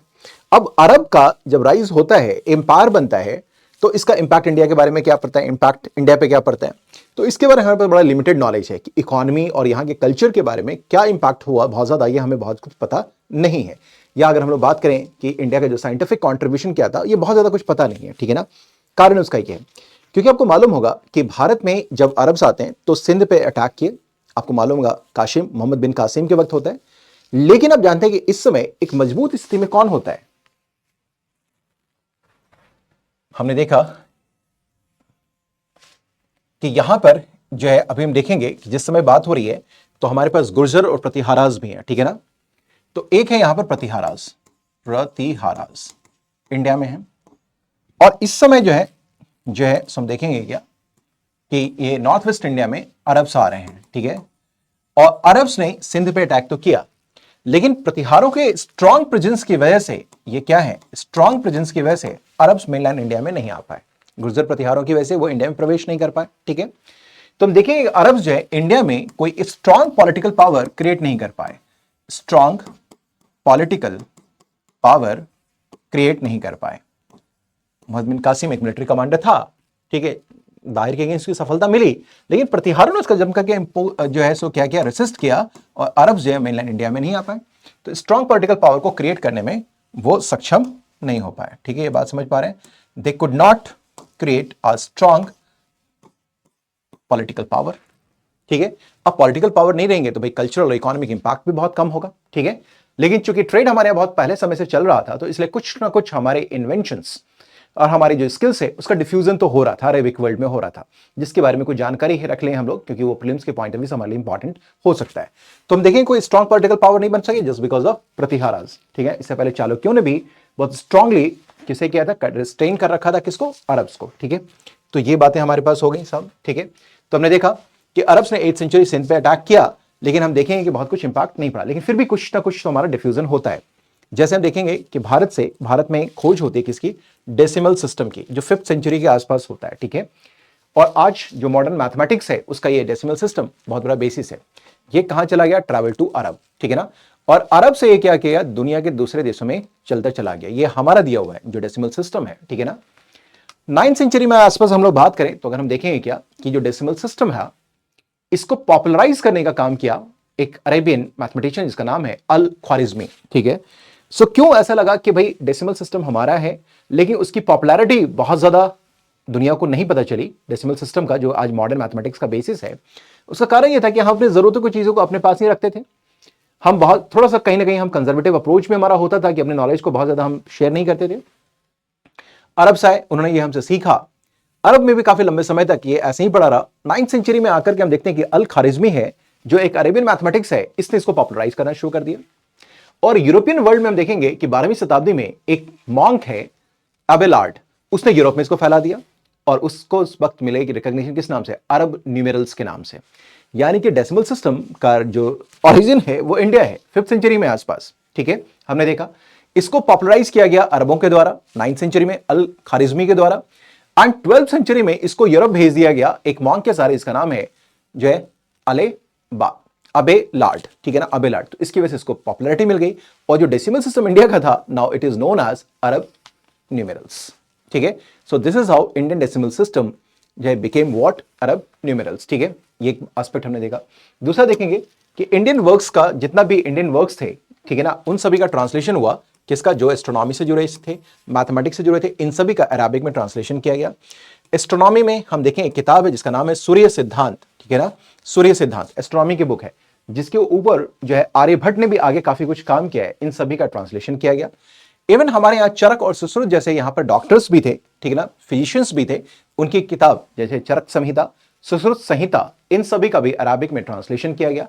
इसके अलावा अगर हम लोग बात करें तो हमारे यहाँ के संस्कृत के कई और लिटरेचर हैं जो वेस्टर्न यूरोप के लिटरेचर का बैकग्राउंड बना, जैसे हमारे यहाँ पंचतंत्र है कालिया व दिमना, ठीक है ना, कालिया दिमना, ये जो है इसका अरबिक में ट्रांसलेशन हुआ, जो आगे चलकर हम देखेंगे वेस्ट के एशॉप्स फैबल्स के रूप में वो डेवलप होता है, ठीक है, ये हम बात समझ पा रहे हैं, ठीक है, इज इट क्लियर? तो हम देखेंगे किसी तरीके से हम देखेंगे क्या कि अरब्स को हम लोगों ने इन्फ्लुएंस किया, लेकिन बहुत ज्यादा इन्फ्लुएंस नहीं कर पाए, क्योंकि हमारा जो है सो ये कुछ बातें थी जो केवल इन्वेंशंस था या कुछ हमारी जो डिस्कवरीज थी, खास करके बात करें मैथमेटिक्स और साइंस में थोड़ा बहुत जो है सो हमने क्या किया, उनको इन्फ्लुएंस किया, लेकिन उसके ऊपर भी हमारी छाप नहीं पड़ पाई, क्योंकि उसका अरबीकरण हो गया और अरबिक वर्ल्ड में वो जो हमारा ज्ञान था वो अरबी ज्ञान के रूप में गया, भारतीय ज्ञान अरबी ज्ञान के रूप में जाए। खास करके आप बात करेंगे अरबिक न्यूमरल्स के बारे में हम लोग बात करें, ठीक है। अब कॉन्ट्रीब्यूशन क्या है अगर हम देखें तो कॉन्ट्रीब्यूशन अरब्स का क्या है, अब देखिए क्या है कि 10th सेंचुरी आते आते तक ये जो अरबों ने जो ज्ञान थोड़ा बहुत हमसे लिया, जो हमसे सीखा, ठीक है ना, यानी कि अब जो ज्ञान था उसका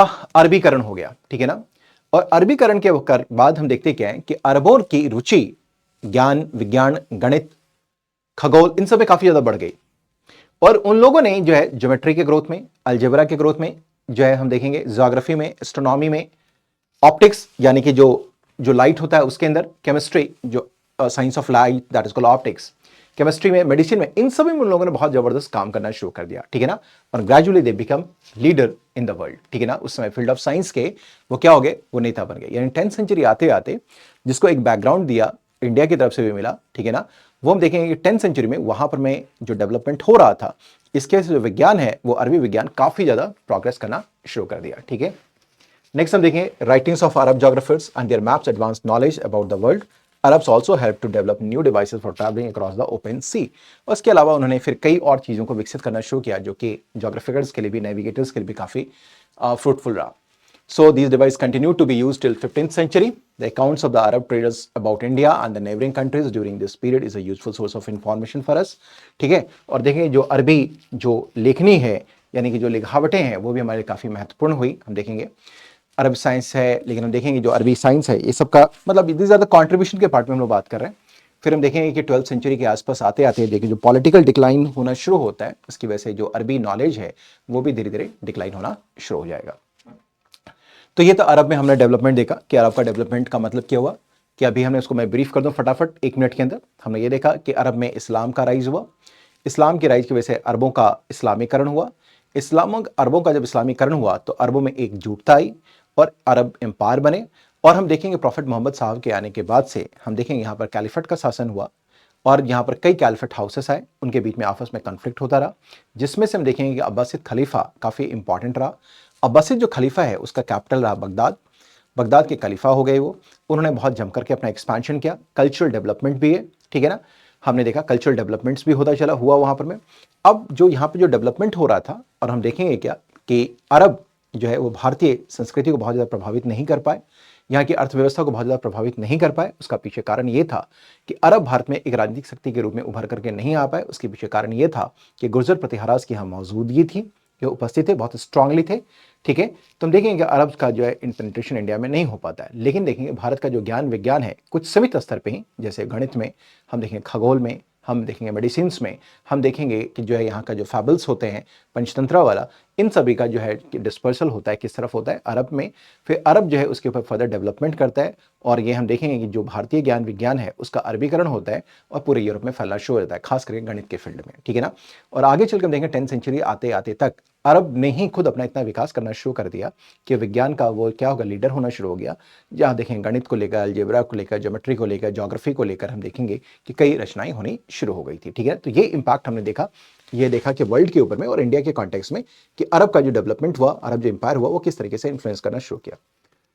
और हम लोग बात करते हैं ईस्ट में एंड साउथ ईस्ट एशिया में। East and south east Asia में, ईस्ट और साउथ ईस्ट एशिया में क्या है, यहाँ हम देखते हैं, समझने की कोशिश की। देखिए दरअसल क्या है, ईस्ट की तरफ आए तो भारत तो है ही, भारत के संदर्भ में चीजों को हमें देखना भी है।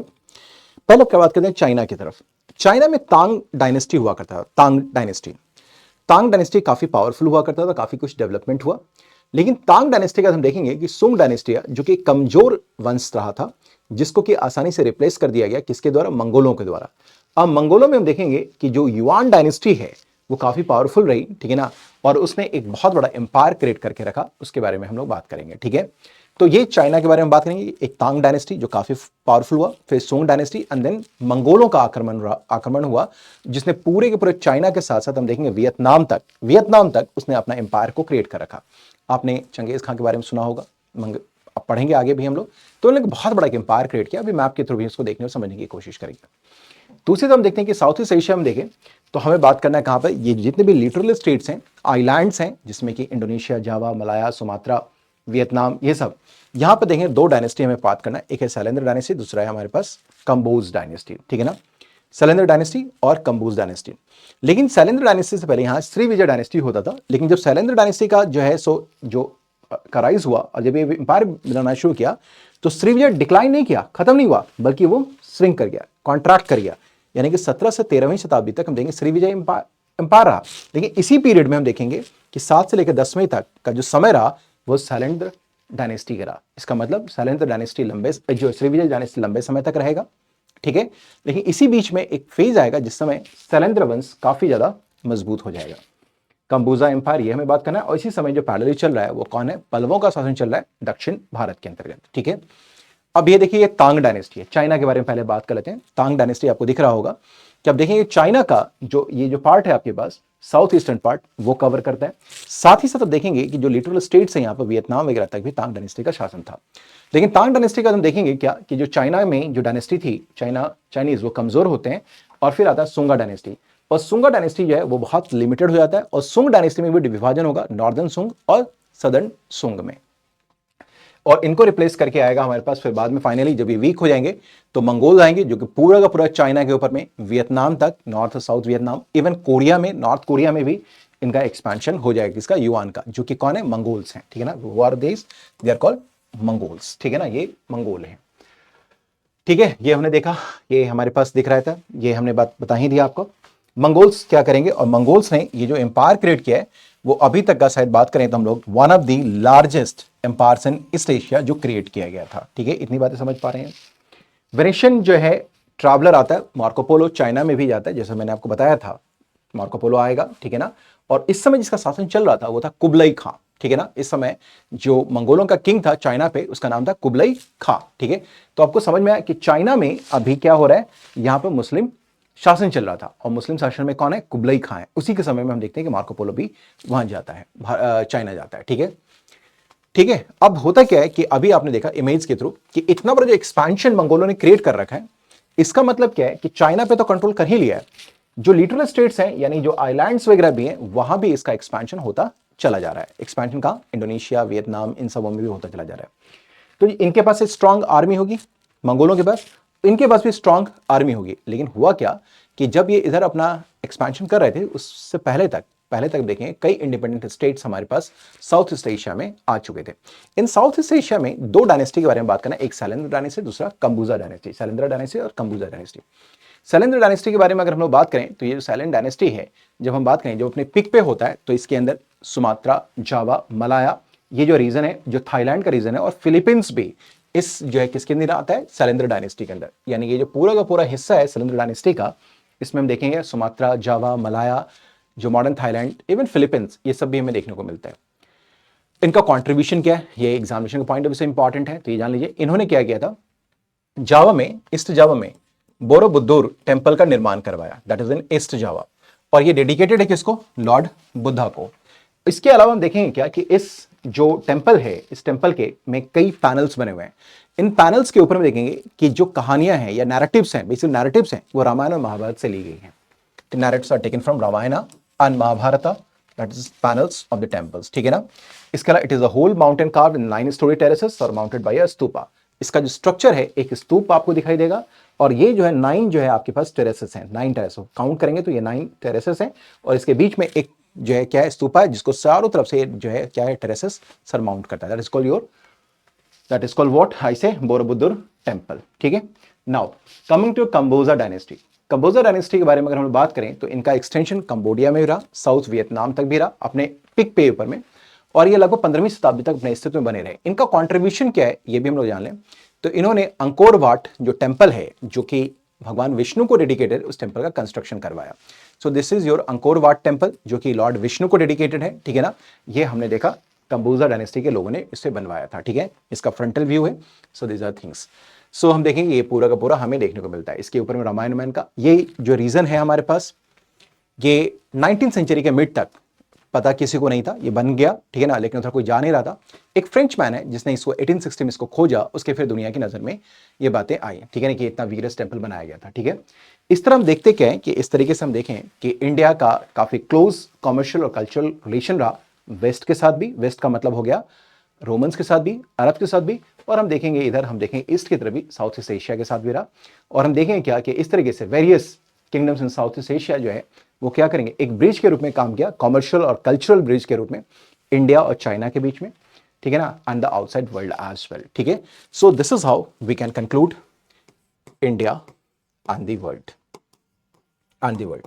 तो हमने अभी देखा, समझने की कोशिश करी एंड द वर्ल्ड, हमने ये देखा, थोड़ा सा टिकलिस्ट से चैप्टर रहा ये, ठीक है, काफी फैक्ट बेस्ड भी रहा, लेकिन ये एक अच्छी समझ है जो आपको विकसित करनी होगी कि क्यों हमें इस चैप्टर को पढ़ना चाहिए, क्यों समझना था। हम देखेंगे भारत में जो इस समय जो कुछ परिवर्तन हो रहे थे, तो उस समय दुनिया में क्या परिवर्तन हो रहा था जिसका संबंध हमारे साथ समझने वाला है।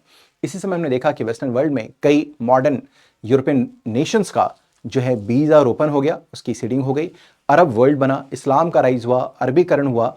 अरबों की वजह से देखेंगे जो भारतीय संस्कृति है का कुछ हिस्सा जो है वो देखेंगे वो यूरोपीय दुनिया तक फैला, हालांकि उसका अरबीकरण ज़्यादा हो गया। साथ ही हमने देखा कि जो साउथ ईस्ट एशिया है या जो ईस्टर्न एशिया है, वहाँ पर हम देखेंगे क्या कि वहाँ पर भी इंडियन कल्चर का इम्पैक्ट, बुद्धिज़्म और आपका जो है वैष्णविज्म, इन दोनों का इम्पैक्ट आपको देखने को मिला, ठीक है। So India and the world, यानी कि जो कमर्शियल और जो कल्चरल कॉन्टैक्ट्स हैं वो सब हमने देखने और समझने की आज कोशिश करी।